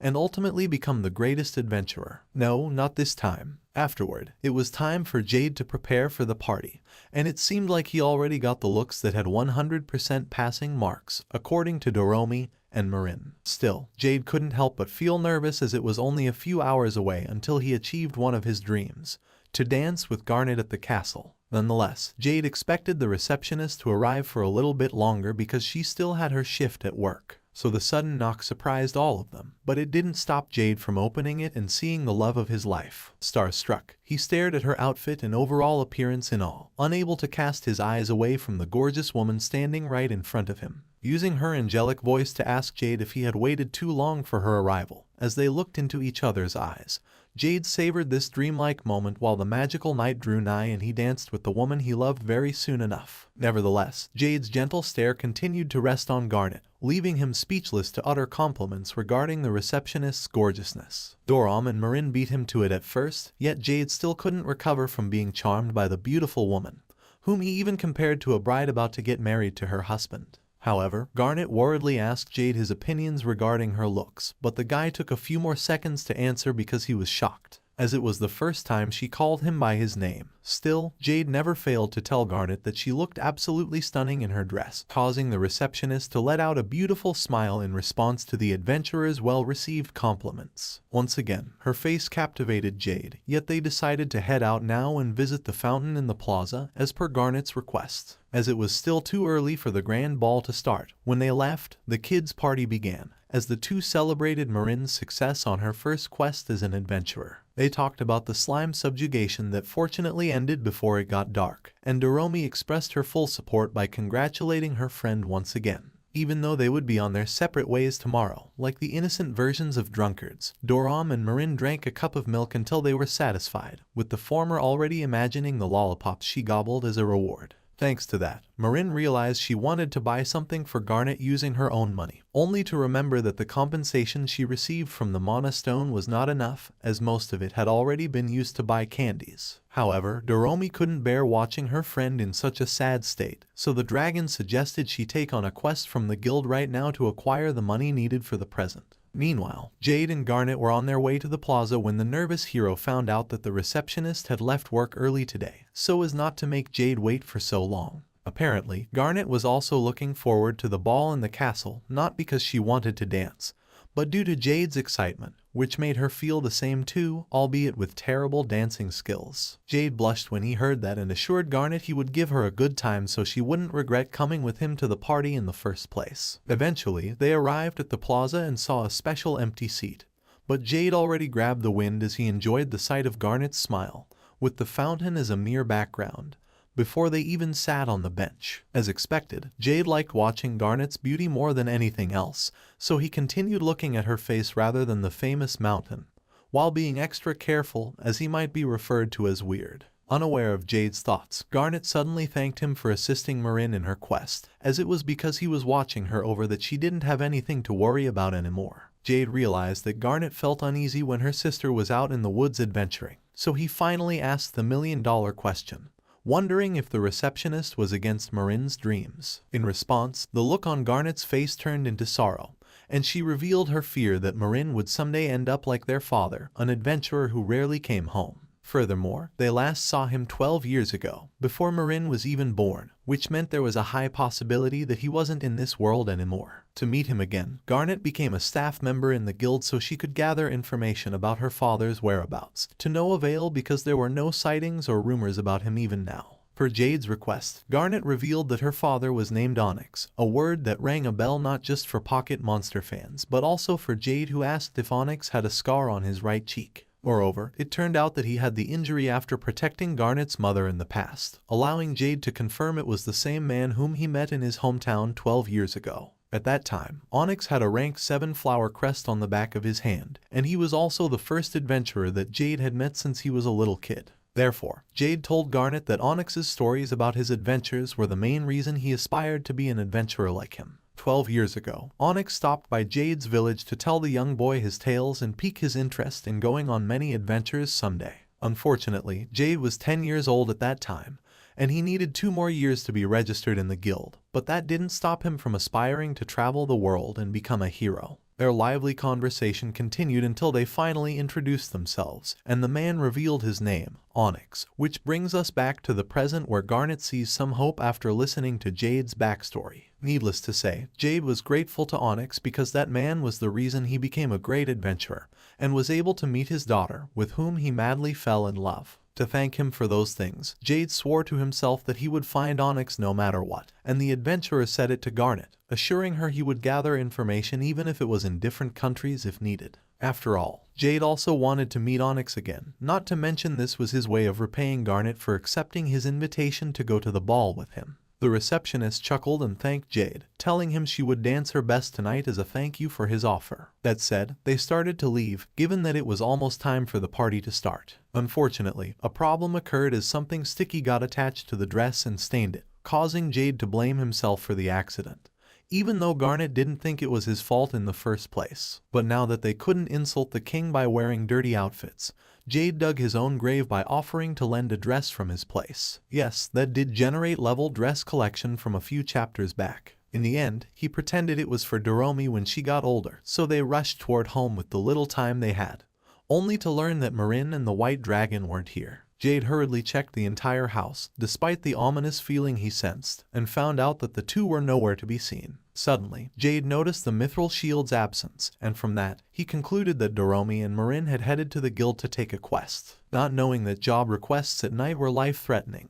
Without wasting time, Jade urged Garnet to go with him to the guild. Although the king's party was close to commencing, desperate Jade and Garnet yelled their names on the streets on their way to the guild but received no answer in return. Fortunately, a guild staff member showed up, so Jade asked her about Doomi and Marin but learned that those two excitedly took on a slime subjugation quest, which was the last thing Jade and Garnet wanted to hear right now. No matter what reason led those girls to expose themselves to danger, Jade planned to bring them back, and he told Garnet to head home and wait for their return. What about the party then? Like Garnet, of course, Jade was looking forward to attending it too and dancing with the woman he loved.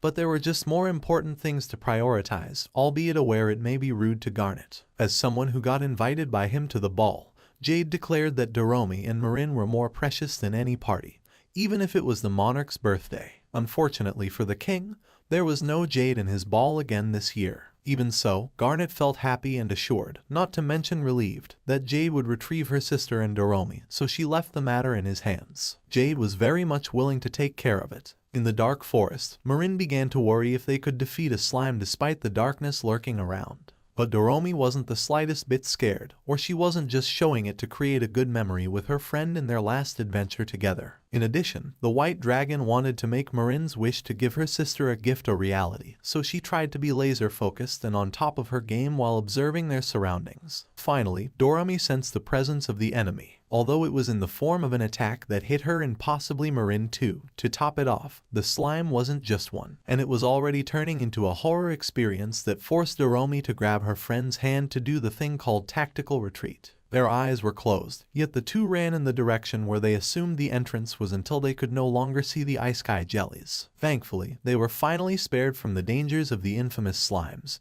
so the two took a break before Doomi looked for their way home to the capital. The lowly dragon was already anxious about their situation, but it seemed like her worries were brushed away when Marin expressed her gratitude and urged Doomi to return home. In the end, what she really wanted was to go on an adventure alone with her friend, which was the same as Dee's wish, making her once again a happy loli who showed a bright smile to express what she felt. Thus, it was a jerky time to calm their raging souls and quell the hunger within them so they could find their way back to the capital. It seemed like someone wanted to join their feast, though, and it was no other than a winged bear who peacefully wanted to gobble some bites of the meat and the 2 lollies while he was at it. Well, this guy looked friendly enough for someone who owned such fearsome fangs, or maybe not. Nonetheless, Doomi and Marin were absolutely terrified right now as they screamed at the top of their lungs because they just encountered a beast that required someone to be at least a rank 3 to subjugate. Fortunately, Marin knew this monster was blind and deaf despite having an excellent sense of smell, so they threw the jerky to distract the bear, enabling them to run for their lives once again. Anxiety enveloped Doomi, and it was accompanied by fear as there was just no way they could fight that monster and survive upon meeting it again.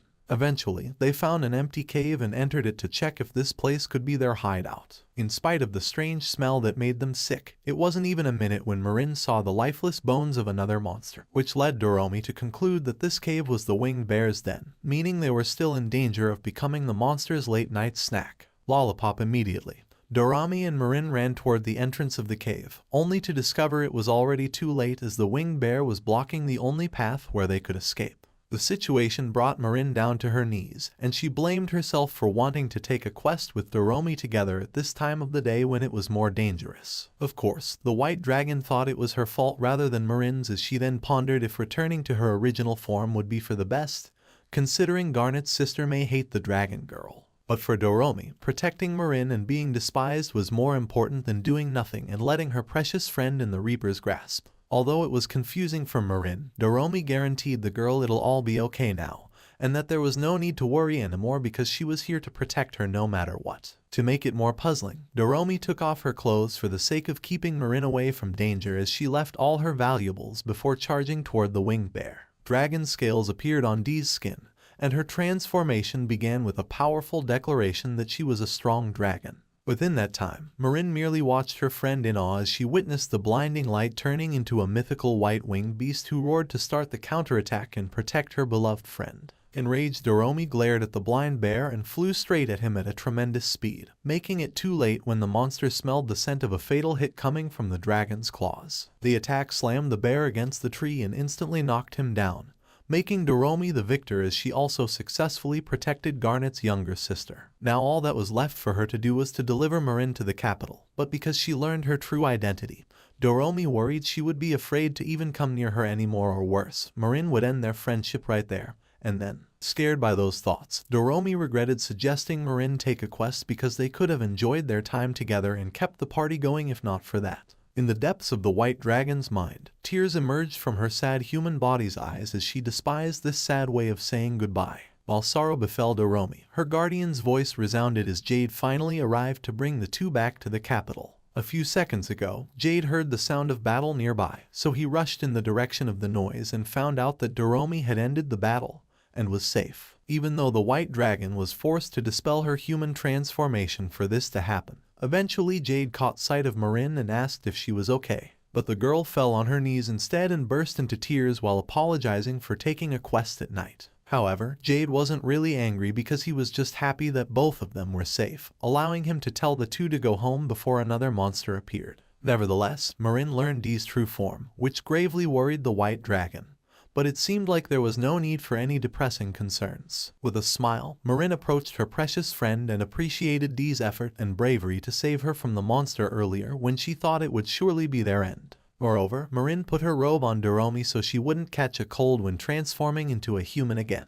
After shyly shaking her head because Doomi was too embarrassed to show her face, a mesmerizing light appeared again, and the white dragon turned into a young girl covered with blurry boy whose form today is smoke. Worried, Doomi asked Marin if she wasn't afraid of her being a terrifying dragon who could even be called a monster. In the end, it was all rainbows and butterflies as Doomi learned Marin would treat her as a friend no matter if she was a winged beast or a fellow kid, allowing Garnet's sister to return the hairpin she gave to Doomi a few days ago. The dragon girl was incredibly moved, and she wore the accessory once again as the two smiled at one another while celebrating their proof of friendship. When it was time for them to go home, the two realized that Jade was here instead of enjoying the ball with Garnet, and they eventually learned that he was looking for them. Soon after learning about their disappearance, Doomi apologized, especially because she was fully aware of her guardian's excitement to dance with the woman he loves, and Marin felt the same as she even put all the blame on herself. Of course, Jade wasn't mad at the two, and for him, their safety was more important than anything else. But seeing Doomi and Marin blaming themselves and their weakness forced him to give them reassuring words. First, Jade told Marin that she wasn't weak at all and it was brilliant of her to grasp the danger of the situation and run away.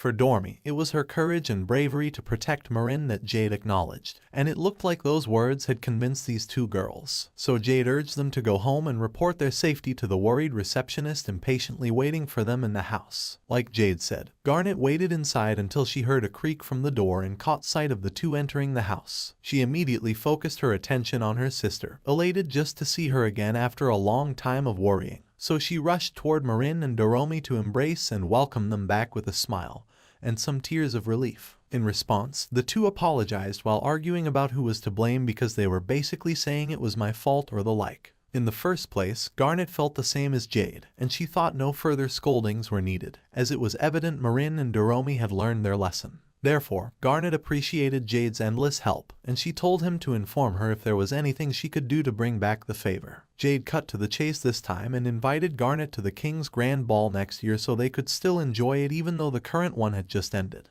As usual, Jade hid his real motive with a pretense that he loved to dance, which led the receptionist to suggest dancing on their own right now instead of waiting for another 12 months. Another miracle opportunity fell to the rank 10 adventurers, and he grabbed it without second thoughts. So they changed their location to an empty room where they could dance to their heart's content, as the music played on the gramophone. Jade and Garnet faced one another, with Jade eventually pulling the impossible otaku move and holding the hand of the woman she loves for the first time. The softness and slenderness of her fingers captivated the heavens out of Jade, worrying him as he might accidentally hurt Garnet by pulling her closer along the duration of the dance. However, embarrassing problems required more romantically embarrassing solutions as Garnet shyly leaned her body closer to her partner while exchanging equally bashful smiles. At this distance, Jade could smell the woman's scent and feel her soft bosom hitting his chest, causing him to pant due to an overdose of excitement as they finally started the dance. The romantic music sang in the background while the two were so fixated on looking at each other's eyes and enjoying this dream come true for the young man's unrequited love. Eventually, Garnet stopped to apologize for always stepping on Jade's feet,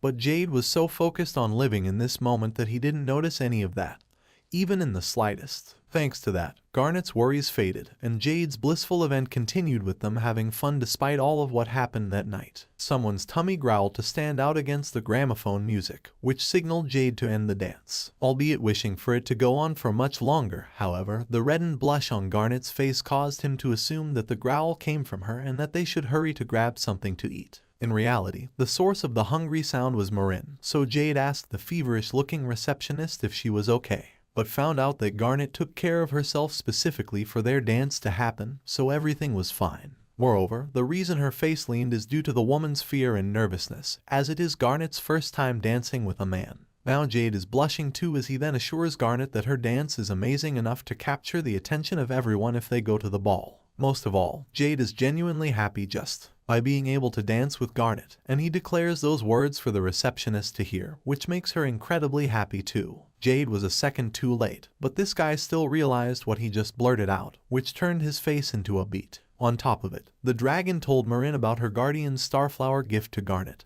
and his fishing efforts because the receptionist's favorite dish sold out. Furthermore, Doomi revealed the top-secret villa Jade bought, which led Marin to plan to help the two become a real couple, sister-in-law approved. Although it took her so long, Doomi finally realized that Jade loved Garnet to a level where he wanted to have a romantic relationship with her, not like a puppy who adores its owner, and she, along with Marin, was clearly looking forward to it occurring. Due to Doomi's bombshell after bombshell, Jade noticed that Garnet was now aware of his feelings, but he couldn't bring himself not to stutter and say a word to deny or support the Dragon Girl's statements. Therefore, Garnet took the liberty to ask the adventurer if it was true that he really liked her. The receptionist's expression didn't have a shred of disappointment or disgust painted on it, while Jade, on the other hand, was so afraid and embarrassed that this guy was getting cold feet. Even though Jade didn't give a specific answer to Garnet's question, the receptionist continued the interrogation, this time asking if he wanted them to have a lover's relationship.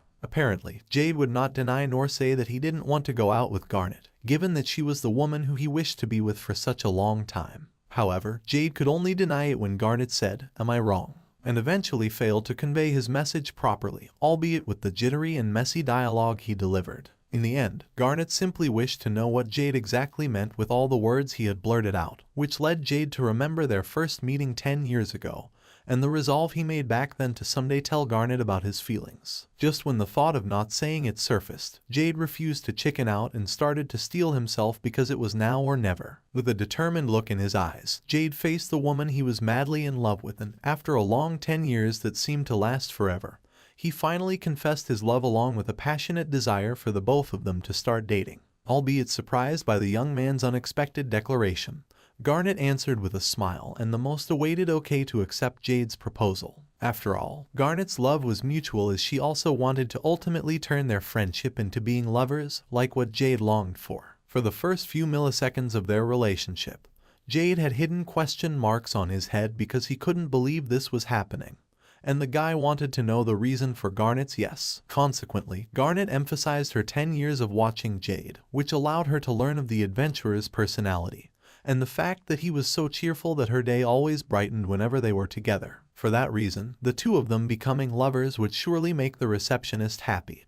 And, of course, the same went for Jade too, if not even more ecstatic than the woman was. That's why it was a checkmate for non-believers, especially those who were against the ship, because Jade finally cleared his first ultimate romantic adventure quest, and the large boat sailed. Oh, and the checkmate joke's full credit is to the translator. Setting that aside, Jade was 101% ecstatic that his dream had finally come true, so he swore on his life and promised Garnet that he would definitely make her happy. With that said, they received the congratulations of Doomi and Marin, leading Jade to once again realize that his lifelong dream had finally come true and exceeded his expectations. The following day, they accompanied Marin to the train station as the time to bid their goodbye to the newbie adventurer finally came. Unsurprisingly, Marin was brimming with motivation to train hard and become a rank 10 adventurer, and she had Roy and Jade's full support, as well as Garnet, who finally believed in her young sister despite being against it at first. Unfortunately, the train was about to depart, so Marin started to leave until Doomi suddenly stopped her to give her the prettiest rock she found among her adventures. The gem was so beautiful that it shone blue, so Marin wondered if it was really okay for her to have such a precious thing, causing Doomi to state her condition for Marin to give a more beautiful rock if she ever found one in her journey. When the deal had been sealed, Marin entered the train and happily bid goodbye to the dragon girl, who waved at her back with a smile until she dropped to her knees and burst into tears because Doomi was apparently sad, and she had been holding it in since the beginning so as not to bother Marin with a sad goodbye. Therefore, Garnet assured her that they could meet again, and she would invite them to her parents' house the next day off. Of course, the boyfriend was invited too, and he was pretty happy about it, to the point that Jade was already pondering about the gift he would give to his mother-in-law. That said, Doomi and Jade were eager to go on an adventure and travel the world as soon as possible, mainly because of Jade's gift to Garnet's mother and gathering information about Onyx too. Garnet looked sad, however, which was surprising for Jade as he assumed she'd feel happy about his plan to head out. Obviously, it was far from the truth, because even though Garnet felt glad Jade was willing to do anything for her, she didn't want to be separated from her boyfriend. Jade blushed as the receptionist tugged on her clothes, leading Jade to assure Garnet he'd keep coming back to the guild because not seeing her would make him perish from loneliness. Needless to say, Jade could still meet Garnet without going to the counter window, given that they were already a couple. Even so, Jade wanted to continue being with his now girlfriend at the usual place, as he loved seeing Garnet in her uniform, and she looked like an angel in that outfit since he fell in love with her. Those words erased all of Garnet's concerns, so she invited the two to dinner at her house. But it seemed like Dee's stomach couldn't wait that long to gobble some meat. Thus, the dragon girl and her guardian decided to eat out for breakfast, along with the receptionist, who clearly loved to join them too. 3 days later, Doomi saw Jade spacing out again for how many times it was today, as he was always preoccupied with thinking about Garnet every second pass. Nonetheless, the dragon girl was happy for Jade and wished for his ultimate happiness with the woman he loved. Forever grateful, Jade revealed he was actually running out of ideas to make Garnet content with their relationship. But it turned out that Doomi had a special plan for that, as she suggested Jade go out and have fun with his girlfriend. In simpler words, date. With this idea, his chance to get closer to Garnet was a staggering 100%. But then again, where was he supposed to take her? As mentioned earlier, the possibility of giving Garnet an enjoyable time was undeniably high, but that was only if Jade managed to find a nice place to bring his girlfriend. Thus, Doomi recommended taking Garnet shopping because it was proven and tested by none other than the Dragon Girl and Marin themselves. Moreover, Jade could acquire a couple's matching items and ultimately use the experience as a reference for the actual date. As soon as the following day, Jade was with Garnet in the department store to look for tableware, as Garnet apparently planned to buy new plates. Of course, Jade treated this as an opportunity to prove how useful he was as a boyfriend. So Jade asked what kind of plates his lover was looking for and learned that Garnet wanted something with a pattern design, so the table would look more lively when they ate together. Jade was impressed that his girlfriend was thinking about that kind of stuff, and he thought she was absolutely adorable, allowing Jade to help choose some tableware that would fit their preferences. Without further ado, the two looked for different kinds of plates while enjoying every second of their shopping date. Eventually, Jade saw a group of platters with heart designs and asked Garnet's opinions just to hear that the receptionist referred to them as cute. Yeah, Jade thought so too. Thus Jade bought them as presents for his lover, although it was accompanied by surprising yells to compliment Garnet's fantastic look. Embarrassed, the receptionist stopped Jade before his praises got louder, and the shop staff heard their lovey-dovey conversation. Fortunately, Jade woke up from his senses, so they wrapped up the shopping and decided to have dinner at Garnet's place to check if their newly bought plates would fit their table. On the way home, Garnet expressed her happiness on their amazing first date, then topped it off with a sweet smile directed at her boyfriend, who, surprised, this was an actual date and not mere practice. Regardless of his initial thoughts, no one could deny this was a huge success for both Jade and Garnet. And it was not a dream, they were living in reality. Afterward, dinner was served, and it was actually finished just by judging Dee's satisfied face. That said, Garnet reminded the two that they were welcome to come and eat every day if they liked, only to hear that Jade put her offer on hold as he suddenly informed the woman about his plan to start looking for her father tomorrow. As we already knew, Onyx was the person Jade looked up to the most, which was more than enough of a reason for him to promise Garnet he would definitely bring her father home. But no matter how much Garnet trusted her lover, she couldn't help but feel worried regarding Jade's safety, considering the journey would surely be dangerous. Nonetheless, her thoughts were sufficient to move the dubbed selfless hero of the kingdom, which enabled him to reassure Garnet they would return home and see her again without fail. He then informed them of his plan to go to the neighboring country when Doomi accidentally spilled the juice on her glass, and she immediately apologized for doing that. More importantly, Garnet was worried about her stained clothes, and she wanted Doomi to change as soon as possible, eventually coming up with an ultimate plan.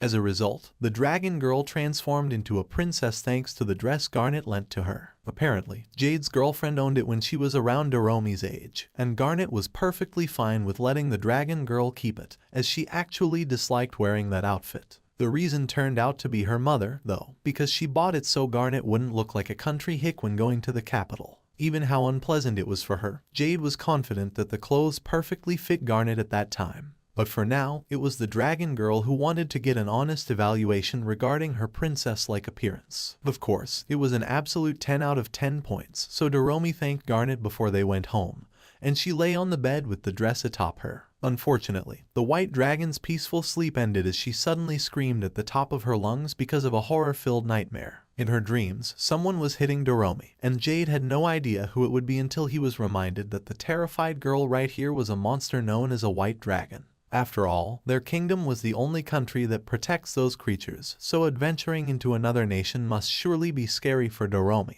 to the point that she spilled the drink earlier. Sure enough, the dragon girl was enveloped with fear. It wasn't surprising that the citizens of other nations would ostracize, or maybe even worse, hunt her after learning about Dee's anxiety. Jade gave her the option to stay here and take care of the house. Not to mention, she could also be left in Garnet's care if the girl wanted. Even so, Doomi refused not to accompany Jade on his journey, albeit feeling scared and anxious about the possible unfortunate events. Doomi cast all of those aside and prioritized her wish to help Garnet and Marin, the two closest friends that she had, to meet their father again and make them incredibly glad. With a self-inflicted face slap, Doomi resolved to go with Jade on his trip to the neighboring country if he was still willing to bring her along. So it was decided that these two would depart as soon as dawn arrived to look for the admirable adventurer who was adventurous enough to leave his wife and daughters alone. The following day, Jade and Doomi bid their temporary goodbyes to Garnet, who unfortunately couldn't see them off all the way to the train station because of work. For Jade, it was the thought of his beloved woman that counted, but it was especially because he was the one who wanted to accompany her to the guild.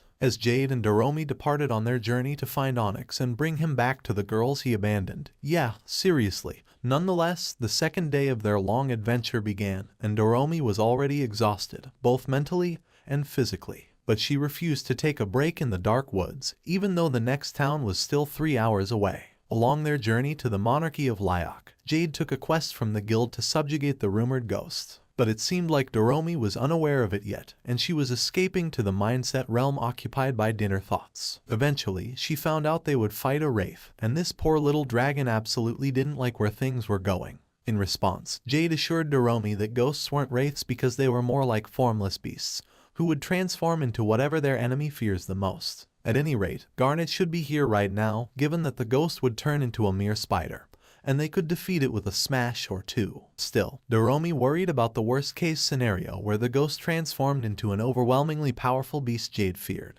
But it turned out that the monster Jade was afraid of, the basilisk, was already a thing of the past because he could now subjugate them without breaking a sweat. It was a great relief for Doomi, so they continued the trip until someone's loud snores reverberated in the forest, robbing the dragon girl of her short-lived composure. As a result, Jade decided to check on the situation, as there was a high possibility that the source of the terrifying sound was the ghost all along. After quietly hiding in the bushes, Jade and Doomi spotted an enormous black dragon in the middle of its deep slumber. Rather than the formless beast Jade mentioned, now their enemy was a more powerful and vicious monster, at least on the outside, as Jade was confident this black dragon was definitely the ghost. Apparently, this type of aerial beast wasn't found in their region, and they were prideful enough to live on mountain summits to not be looked down on by others. With that in mind, Jade approached the black dragon to test its reaction and confirm what creature it was. Knowing that a ghost would be cautious and not attack immediately, he stared at the monster without admitting any hostile intent whatsoever and simply waited for what the black dragon would do next. Until Jade's suspicions turned out to be the truth, as a dazzling illumination appeared to signal the start of the ghost's transformation. Shocked, Jade's eyes widened upon watching the materialization of the person he feared the most and the human who could one-shot his tiny life, his beloved grandmother. Putting aside Dee's reaction for now, Jade was not the slightest bit scared and just felt flabbergasted that the grandma he loved appeared. Eventually, the dragon girl commented about this absurd event, mainly because there was no hint of terrifying when looking at the old woman who was throwing a series of serious punches of her own. In any case, Jade couldn't subjugate the ghost if she was in this form because, you know, it's against the guidelines. As a result, Jade urged Doomi to come, but she refused to fight Jade's grandma, although what her guardian really planned was for her to approach the ghost and trigger it to transform into anything but an elderly woman in front of the little girl's innocent eyes. The harmless grandmother turned into a terrifying winged bear within mere seconds, and it was at this moment that Doomi realized her day was absolutely messed up. She immediately ran away while screaming in fear, thanks to the unwanted reunion with the monster from her memories, which enabled Jade to let out an enhanced heavy punch straight at the winged bear's guts. Knockout. The battle ended with another One Smash Man debut, so Jade collected the Mana Stone and informed Doomi that the ghost in the winged bear's skin had been defeated, along with the completion of their subjugation quest. With this, they could finally sleep on a soft, fluffy bed, without Doomi using her trump card, the almighty wooden stick. On their way to the town, the dragon girl asked Jade if he had a fight with his grandmother for her to appear as the most fearsome person for him. However, the reality was different because she actually supported the young adventurer in his dreams, which made Jade's fear rooted in a particular incident. Instead, as a curious boy, Jade snuck out of their house to experience the thrill of being an adventurer at night, but he got lost for 3 days and eventually came back to receive the biggest scolding from his grandmother as her warmest welcome. Albeit surprised that Jade had such a funny past, Doomi still wished to find out who's scarier, her grandma or Jade's. Wait, she has a grandmother. In reality, Doomi didn't know who her parents were or if they were even alive, and the grandma she was talking about wasn't related to her lineage. To conclude, Doomi was living with an elderly woman before she moved to the abandoned mine in the village, and the dragon girl lived there in secret until she eventually escaped before the owner of the house found out about her. Evidently, Doomi had barged in there unannounced due to the call of her tummy, and the grandmother living there didn't know about the white dragon freeloading in her residence. That day, Doomi entered the door after knocking on it many times and received utterly zero answers, enabling the dragon girl to witness the miracle lying in wait on the table. Needless to say, Doomi gobbled it until the last bite, although she cried after coming to her senses and realizing what she had done. To top it off, Doomi hid in the attic while listening to the angry yells of the house's owner downstairs. And that went on for a whole year, leaving Doomi with no choice but to sneakily eat the leftovers when the old woman slept. However, the grandma climbed into the attic one day and revealed she knew someone was hiding there, which led the white dragon to escape through the window in desperation. But Doomi's feelings now were full of regrets, and she wanted to make things right by personally thanking the elderly woman and apologizing for what she had done. That's why when Jade learned that the house might be located at the monarchy of Lyok, he pushed Doomi to go there and assured the girl it was perfectly fine for him because that's where they were heading anyway. Thus, Doomi resolved and swore to look for her beloved grandmother. She promised to the falling star that there was no more running away, and she would fix her lingering regrets this time. Afterward, the two finally arrived at the commercial zone of the monarchy of Lyok, where Doomi tried to find her grandma's house, only to fail on the first try given they were still in the busy area of the town. Nonetheless, the dragon girl was looking forward to exploring this place and possibly replacing her legendary sword that broke in the middle of their journey. Goodbye, good old wooden stick. The memories would be unforgettable. Unfortunately, the shopping would be for later because their priority task came first: gather some intel on Onyx's whereabouts. Without further delay, Jade and Doomi headed to the town's guild hall, only to learn that their policy didn't allow the receptionist to give others personal information to third-party individuals, specifically those who were not family members. Of course, Jade could reveal he was Onyx's future son-in-law, but that probably wouldn't help either. Well, what could save them at this stage was the white dragon's puppy face as she gave her precious rock to beg the girl to accept their request. Unfortunately, the guild staff refused to give in, despite how cute she thought Doomi was. But the humanized dragon didn't back out either, and she put one more pebble on the table, which finally pierced the heart of the receptionist. Moreover, it seemed like that did the trick, as the staff decided to confirm the matter with the guild master himself,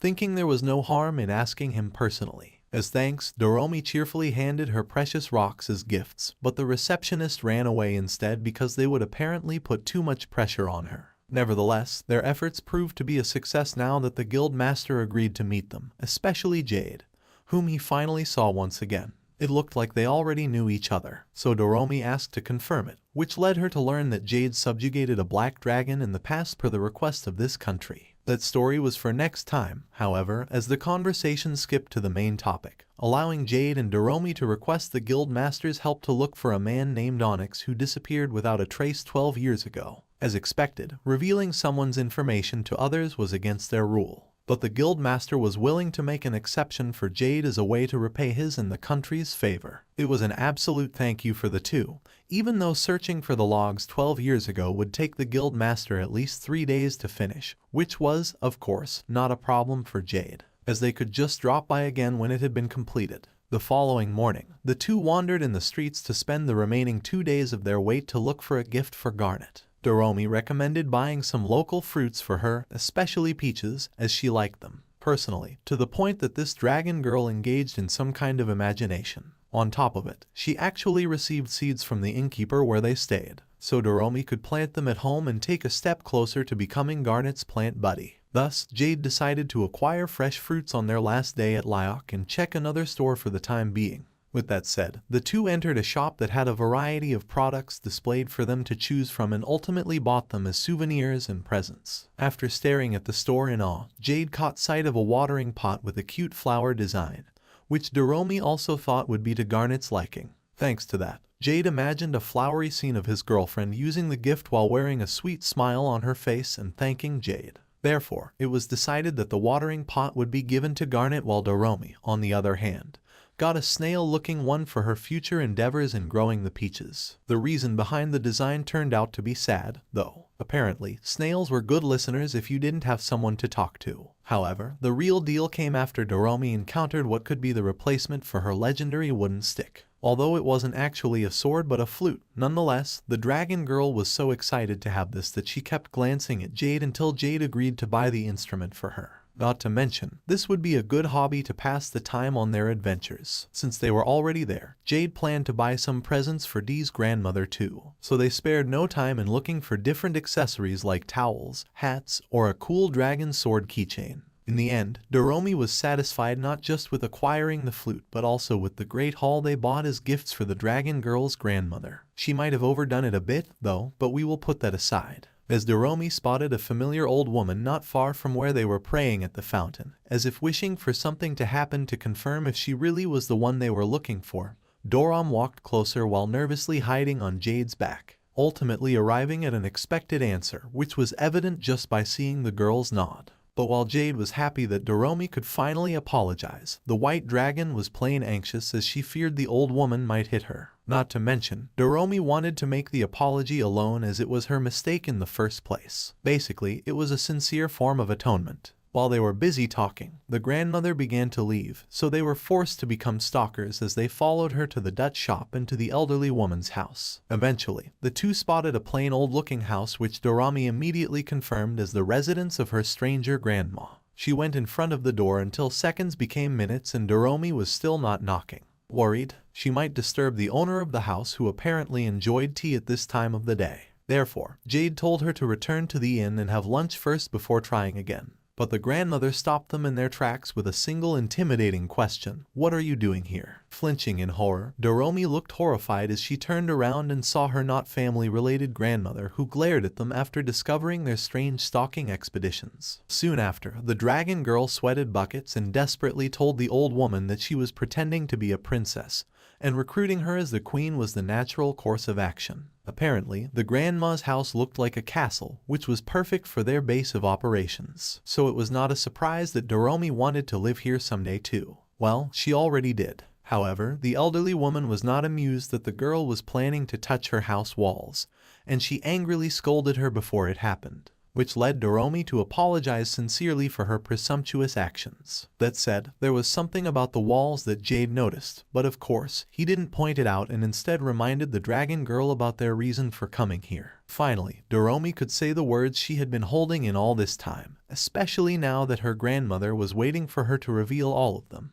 But rather than apologizing, Doomi declared her will to help the grandmother clean the house of whatever it was she needed assistance with. But it was clear as day the elderly woman was insulted by it. To be fair, Doomi used the hyperbeam move to flatter the grandma with a bluff age, but it was not very effective. In the end, the grandmother resigned to her antics and agreed to the girl's offer to clean her house, even ordering Doomi to wipe the dusty windows. The white dragon looked overly motivated, however, and the results were, as you can see. So she proceeded to mop the floor next with all of her power until all the dust was subjugated. Eventually, the grandmother left the room and advised Jade to let Dee take a break if she ever got tired, to which Jade replied with nothing but a surprised glance. Minutes passed, and he urged the dragon girl to take a break, only to learn that Doomi wouldn't do it, at least for now, because she apparently wanted to see things through to the end. Even though they hadn't actually had lunch yet, the general cleaning continued, and their next destination was the attic, where everything could be messier than the other parts of the house. But Doomi wasted no time and hurriedly climbed to the place where she once hid.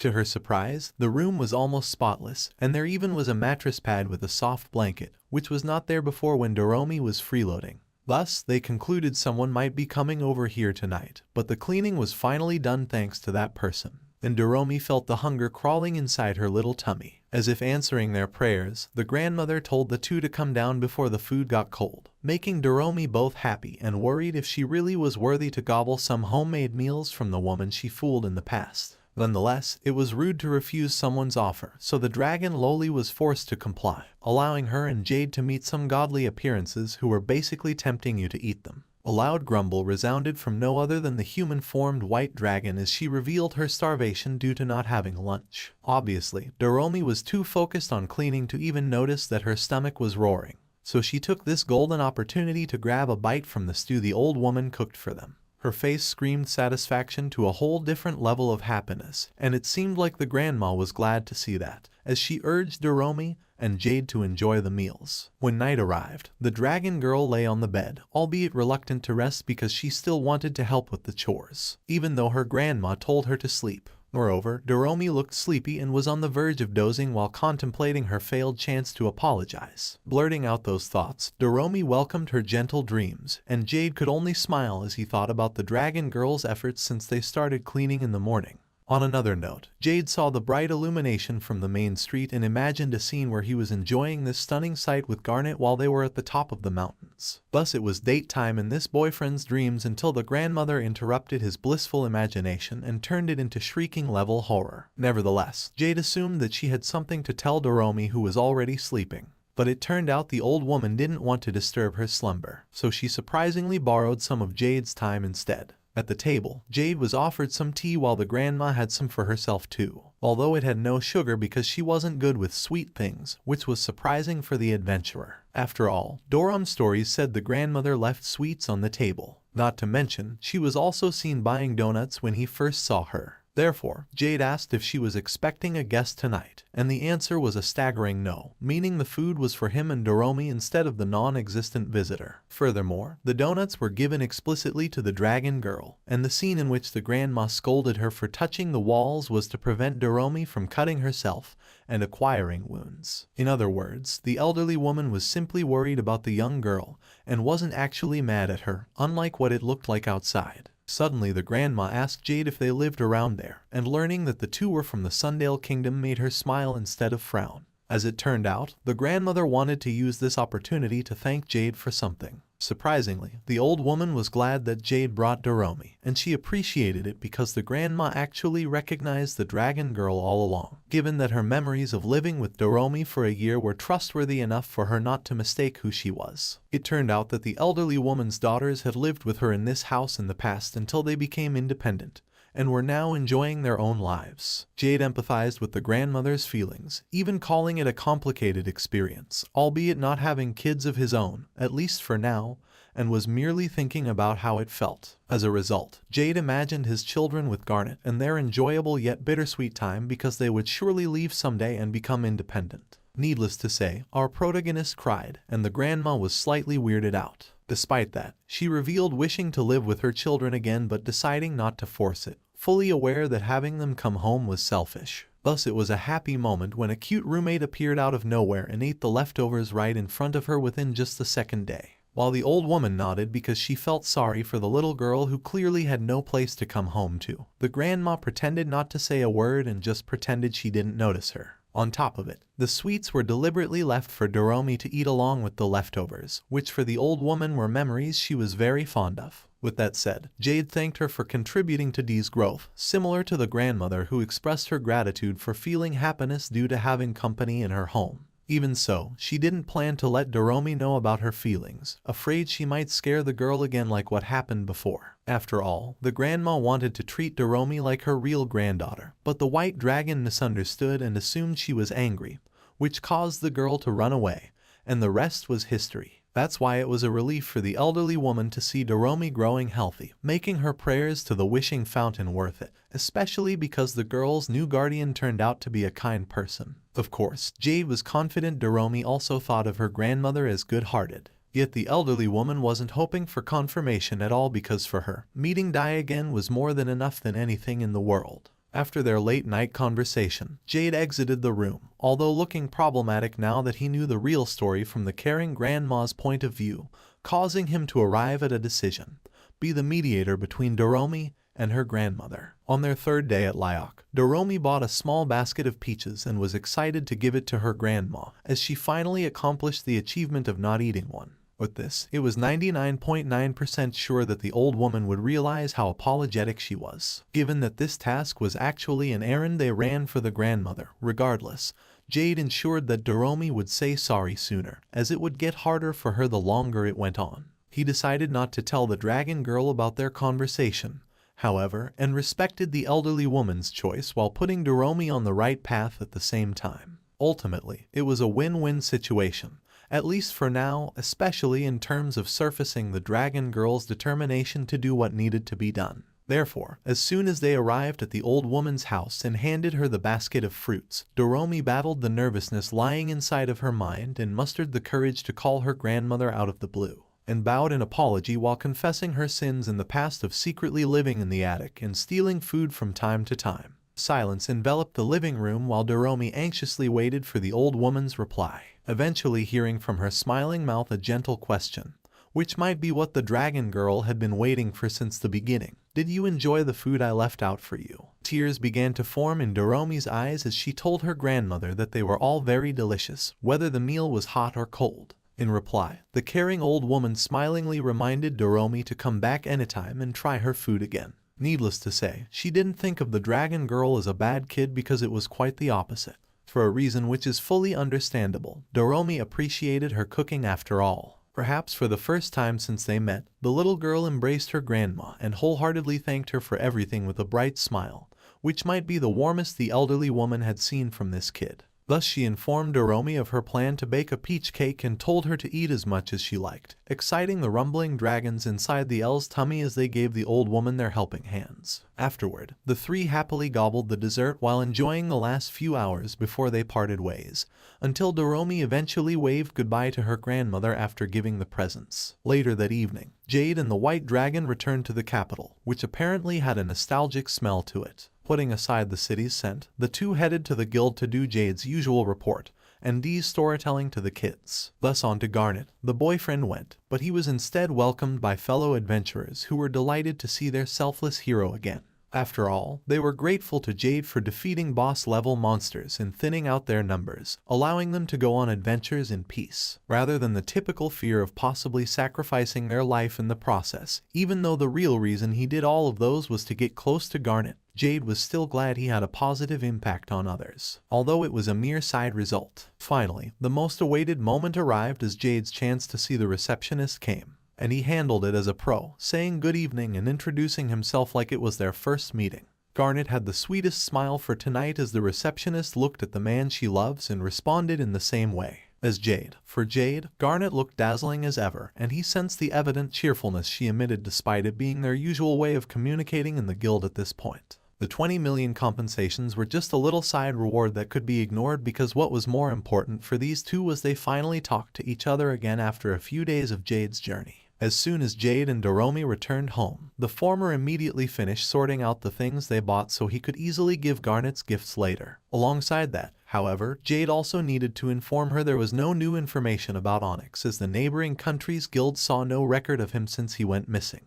At best, Jade had acquired a letter of introduction from the guild master to visit Vox capital and search for intel there. Moreover, the time to reveal all of those arrived now that Garnet came home to welcome the two back after such a long time. Of course, Jade felt glad to be back too, not to mention excited to reunite with his lover and give her the presents. But before that, Jade wanted to discuss the more important matter first. Amidst the deep night, the three visited a restaurant to spend dinner, and for Jade to inform Garnet that the guild had no information about Onyx's sightings in any of Lynx's commercial cities, leaving him the choice to check the neighboring country's capital next. However, Garnet seemed not to mind the lack of information at all because she didn't want Jade to rush looking for her father. Simply put, even though she wished to reunite with Onyx, Garnet disliked being lonely again, especially when the two weren't around. Jade and Doomi shared the same feeling as her, but Jade refused to give up despite the desire to always be by Garnet's side, as he really wanted to make her happy from the bottom of his heart and find Onyx as quick as they could. Is the way to do that? Obviously, Garnet was so moved by Jade's words that her worries seemed to fade, and she suddenly got the urge to introduce Jade to Onyx and tell him that he was her gentle and loving boyfriend. Nervousness befell Jade, however, and he started to worry if Onyx would approve of their relationship, even though Garnet assured him it would be okay, as there was just no way her father wouldn't acknowledge it. That said, his girlfriend was just way too beautiful, heavenly, and perfect for Jade, so he couldn't stop worrying about the possibility that Onyx wouldn't just hand his daughter to him. When Doomi was full after eating too many peaches as dessert, the three engaged in banter directed at a dragon-sized tummy of the little girl, which was then followed by Garnet's satisfied remarks about the large number of gifts Jade and Doomi gave her. She said it wasn't a bother at all, even though Jade thought he went a little bit overboard on the presents, and assured Jade she would treasure all of them as her way of expressing gratitude. Once again, the male maiden in love cried from anime diabetes. But Doomi, on the other hand, seemed worried about not actually buying a gift for her guardian's girlfriend. Nonetheless, Garnet thanked the little girl for letting her eat the peaches, which for her was Dee's present, albeit Jade was the one who paid for them. The dragon girl admitted she acquired them mainly for herself, though, causing Jade to suggest she tells Garnet of her adventures and thinks of this deed the same way as giving gifts. On top of it, the receptionist wished to hear Dee's tales too, so the storytelling started with the little girl's giggles and ended when the white dragon was close to sleeping in her seat. It was getting pretty late too, so Jade assumed Garnet also looked forward to rest, but then discovered she was taking a day off tomorrow to spend some time with the two. Thus there was more reason for Doomi to go to bed only after she finished bathing, though similar to Garnet, who unfortunately didn't have a bath in her house and there was no public one open right now. As if to make up for her failure in their first meeting with their unexpected neighbor, Doomi invited Garnet to bathe in their house, a celebratory event for Jade, until he realized what the invitation entailed, as it would lead to massive consequences. Still, Jade didn't think of it as a bother at all, given that the bathroom was specifically designed for her in the first place. It turned out that the one whose time had really come was Jade, though, now that Doomi urged him to go with her and Garnet together, his heart might stop, and another Shield Hero joke will arrive. But I'll say it anyway. Within Jade, something is rising. On top of it, he assumed the receptionist wouldn't like the idea, and yeah, Garnet surely hated it, to the point she blushingly invited her boyfriend to come with them to the promised land. Thanks to the invitation, Jade became a red-faced boyfriend, having trouble determining if his girlfriend was just joking or if she was serious about planning to bathe together. Either way, his decision was final, and that was to refuse Garnet because this hero was apparently tired, even though he was fully awake and looked more thrilled than ever. In the end, Garnet went ahead without her boyfriend accompanying them, while Doomi led her to the bathroom. It turned out, however, that Jade wasn't yet ready to bathe together as lovers, especially because he still couldn't casually hold Garnet's hands. This would be a harder hurdle than expected, huh? With the bubbles acting as the infamous blurs, Doomi and Garnet had fun cleansing themselves, while Jade, on the other hand, was in the room clearing his thoughts to prevent the shield from rising again. Nonetheless, Garnet's satisfied face, fresh from the bath, was a sight to behold for the madly in love young man. He almost lost his cool for a second there, but it was ultimately a win for the selfless hero, as it was more than enough for him to feel his heart racing all day and night because of Garnet. That said, they were going on a date tomorrow, and escorting his girlfriend was the basics of all basics, so Jade decided to practice holding Garnet's hand. Naturally, with the bit of time he had, the wait was over in a flash. However, as Garnet greeted the two good mornings while carrying a basket in her hands, is that food? Nevertheless, her cuteness captivated Jade, as spending this day with Garnet was apparently the very definition of bliss, which led Jade to face the moment of truth that would determine if he could hold her hand after all that practice. Strangely, Garnet was staring at Jade's neck for yet-to-be-revealed reasons, which would remain a secret for a little bit longer. Now that Garnet had shifted her attention to the lunch she made for them, as usual, Jade burst into tears of joy before they finally began his best day off ever by going to different establishments and doing various kinds of sweet and fun things as a new couple. At lunchtime, the two headed to the park with the dragon girl who was clearly excited to devour the homemade meal Garnet brought. Although there was no denying it was a delightful moment, Jade had so much fun that he was late to realize his chance of hand-holding slipping away from his grasp.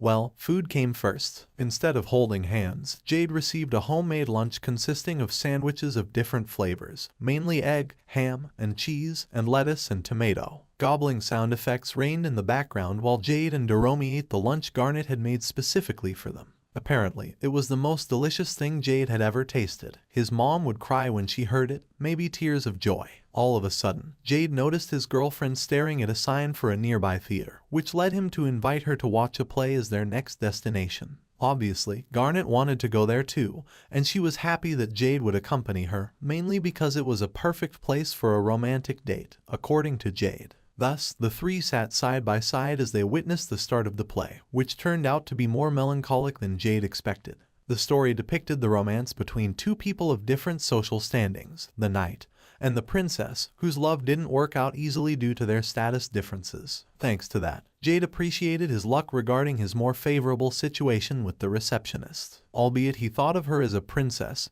he still had a chance. If that was the case, though Jade was considered a hero after all. As the play went on, obstacles appeared until one day, a marriage proposal from the enemy country arrived as a way for two nations to sign an armistice for the sake of their kingdom. The princess accepted her fate, and the knight reluctantly granted his blessings, unaware that this is where it would go downhill. It turned out that the proposal was a mere trap, as the enemy forces used the wedding ceremony as a chance to attack. In the end, the knight cut the opponents one by one, and it all boiled down to his duel against the enemy prince, to which he emerged victorious, albeit sacrificing his life and spending the remaining few seconds in the arm of the prince while they confessed their love. Jade and Garnet watched the scene with faces devoid of smiles, moved by the sad and tragic tale happening before their very eyes. But for Jade, the hardships of the night gave him the courage to overcome his own life-threatening hurdle, which was to hold Garnet's hand. Finally, Jade mustered the bravery to achieve his ultimate goal until Dee's sudden loud snore interrupted his plan,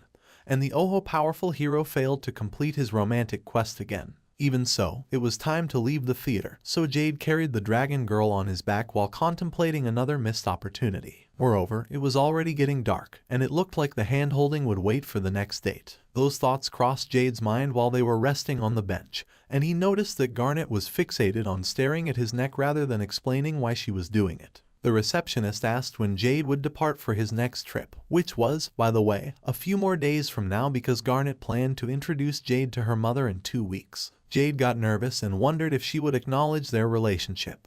But Garnet was confident there would be no problems because they just had to show how close they were to receiving her blessings. It was quite a simple strategy that led Jade to imagine what he would look like with his girlfriend if that was the case, which somehow lit up his motivation to finally ask the woman to hold hands. Fortunately, Garnet also thought about that and was excited to do it as well, relieving Jade because we all knew he'd been battling an inner dilemma this whole time. Garnet seemed to be the same, however, as it surprisingly turned out that she had something to tell Jade too. Without further delay, the receptionist showed a necklace to her boyfriend with the plan of giving it to him as a gift. Jade immediately noticed that its beautiful pendant was of the same design as Garnet's, and he eventually learned that the one she was wearing was from her mother, because these matching necklaces were actually worn by Garnet's parents in the past. In other words, this valuable thing was from Onyx, so Jade worried if he could really have such a precious gift. However, Garnet wanted to give this to the person she loved, and that was, according to her mother, who told this caring girlfriend that gifting the necklace would enable her relationship to turn into a connection where two people love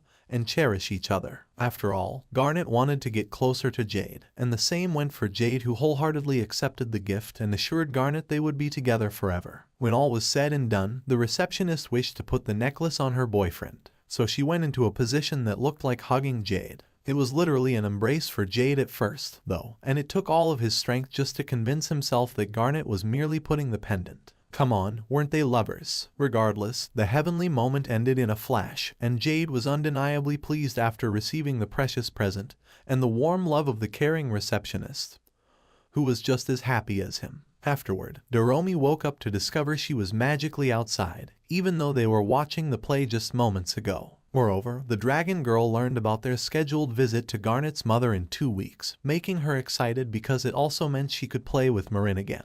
On another note, the sun was about to set, and it might get chilly, so Jade reached out his hand to his girlfriend while urging her to head home together. Thus Garnet replied with a smile before finally holding Jade's hand and interlocking their fingers as they walked to their houses to end this eventful date. Normies exploded. Jokes aside, they had the team's full support. An unknown number of days later, Jade and Doomi arrived in Lyok Capital's guild hall to continue the information gathering regarding Onyx's whereabouts. It seemed like the discussion was already finished, though, and Jade informed Doomi that it would take 5 days for the guild staff to check if there were logs on Onyx's visit. Luckily, they were not so busy this time because the capital was holding a festival for their king's birthday, which left the question, how long would it last? Fortunately, it would occur in around 3 days, so Doomi and Jade had time to look for souvenirs and gifts in preparation for Jade's grand event, introducing himself to Garnet's mother 10 days from now. Unfortunately, Jade still couldn't shake off his uneasiness to present himself to his possible-to-be mother-in-law,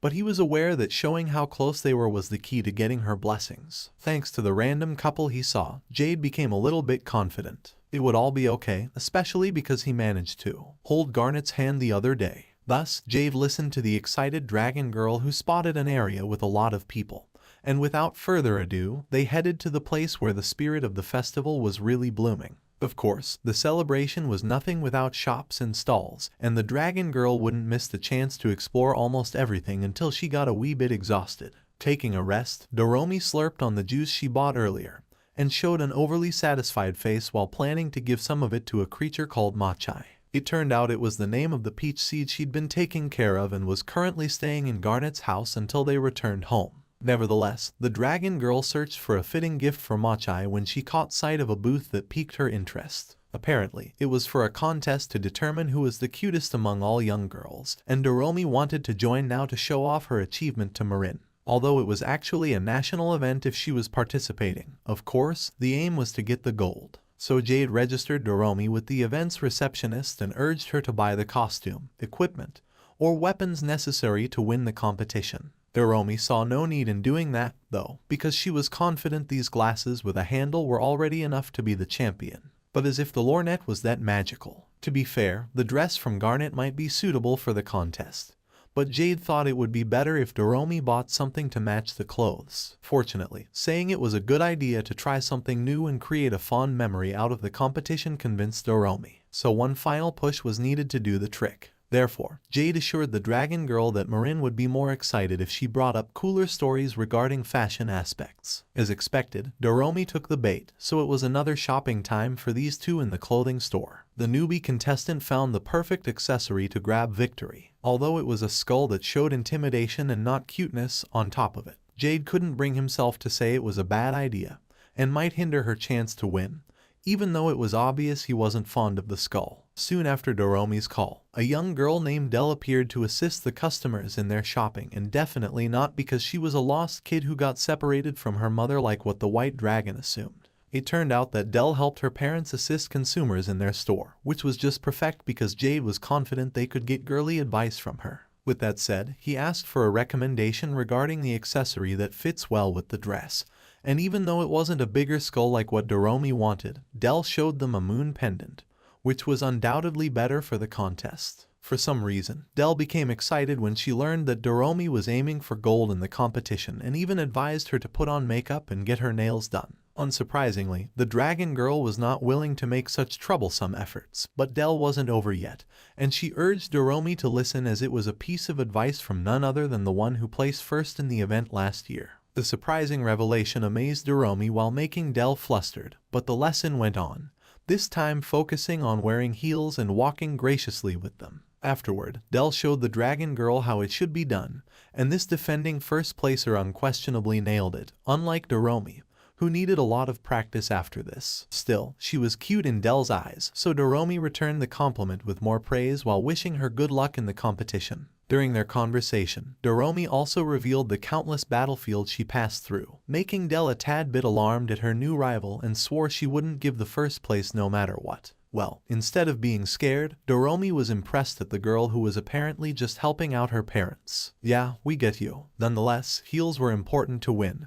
and Dell was so kind to offer one to her enemy, even though it was clear as day that Doomi didn't want anything to do with this godly footwear. It was hard for her to turn Dell down, so Jade stepped in and decided to take a pair from the shop, making the owner's daughter happy that she was successfully selling a product while helping her new rival at the same time. After a few days, the most awaited contest began, and Doomi was absolutely prepared to face it head-on with her new heeled sandals. Fortunately, the dragon girl looked like her usual self before entering the tent, but Jade couldn't help but feel worried if Doomi would be fine if it continued, and she was not in the waiting room. The dragon girl looked down in nervousness thanks to other contestants whose moods were affecting her in a bad way. Before it got out of hand, Doomi coped by doing what she usually did to ease her anxiety, causing music to resound inside the tent as Doomi played her flute for everyone to hear and see, which also erased the tension they felt. As soon as it ended, Doomi received a round of applause from her fellow contestants who were completely entranced by what they heard. It flustered the heaven out of Doomi as she humbly revealed being a beginner, which impressed them even more, including Dell, who finally joined the conversation to show herself to the dragon girl now that their upcoming cuteness battle was approaching. It seemed like Doomi didn't recognize her instantly, though mainly because of the young girl's makeup, which slightly improved her facial appearance. On the other hand, Doomi hadn't even put out one drop of cosmetics yet. The dragon girl was confident she could win against last year's first placer. But now that no one was willing to back down or lose to each other, the ultimate competition to see who would reign in the end as the cutest girl began.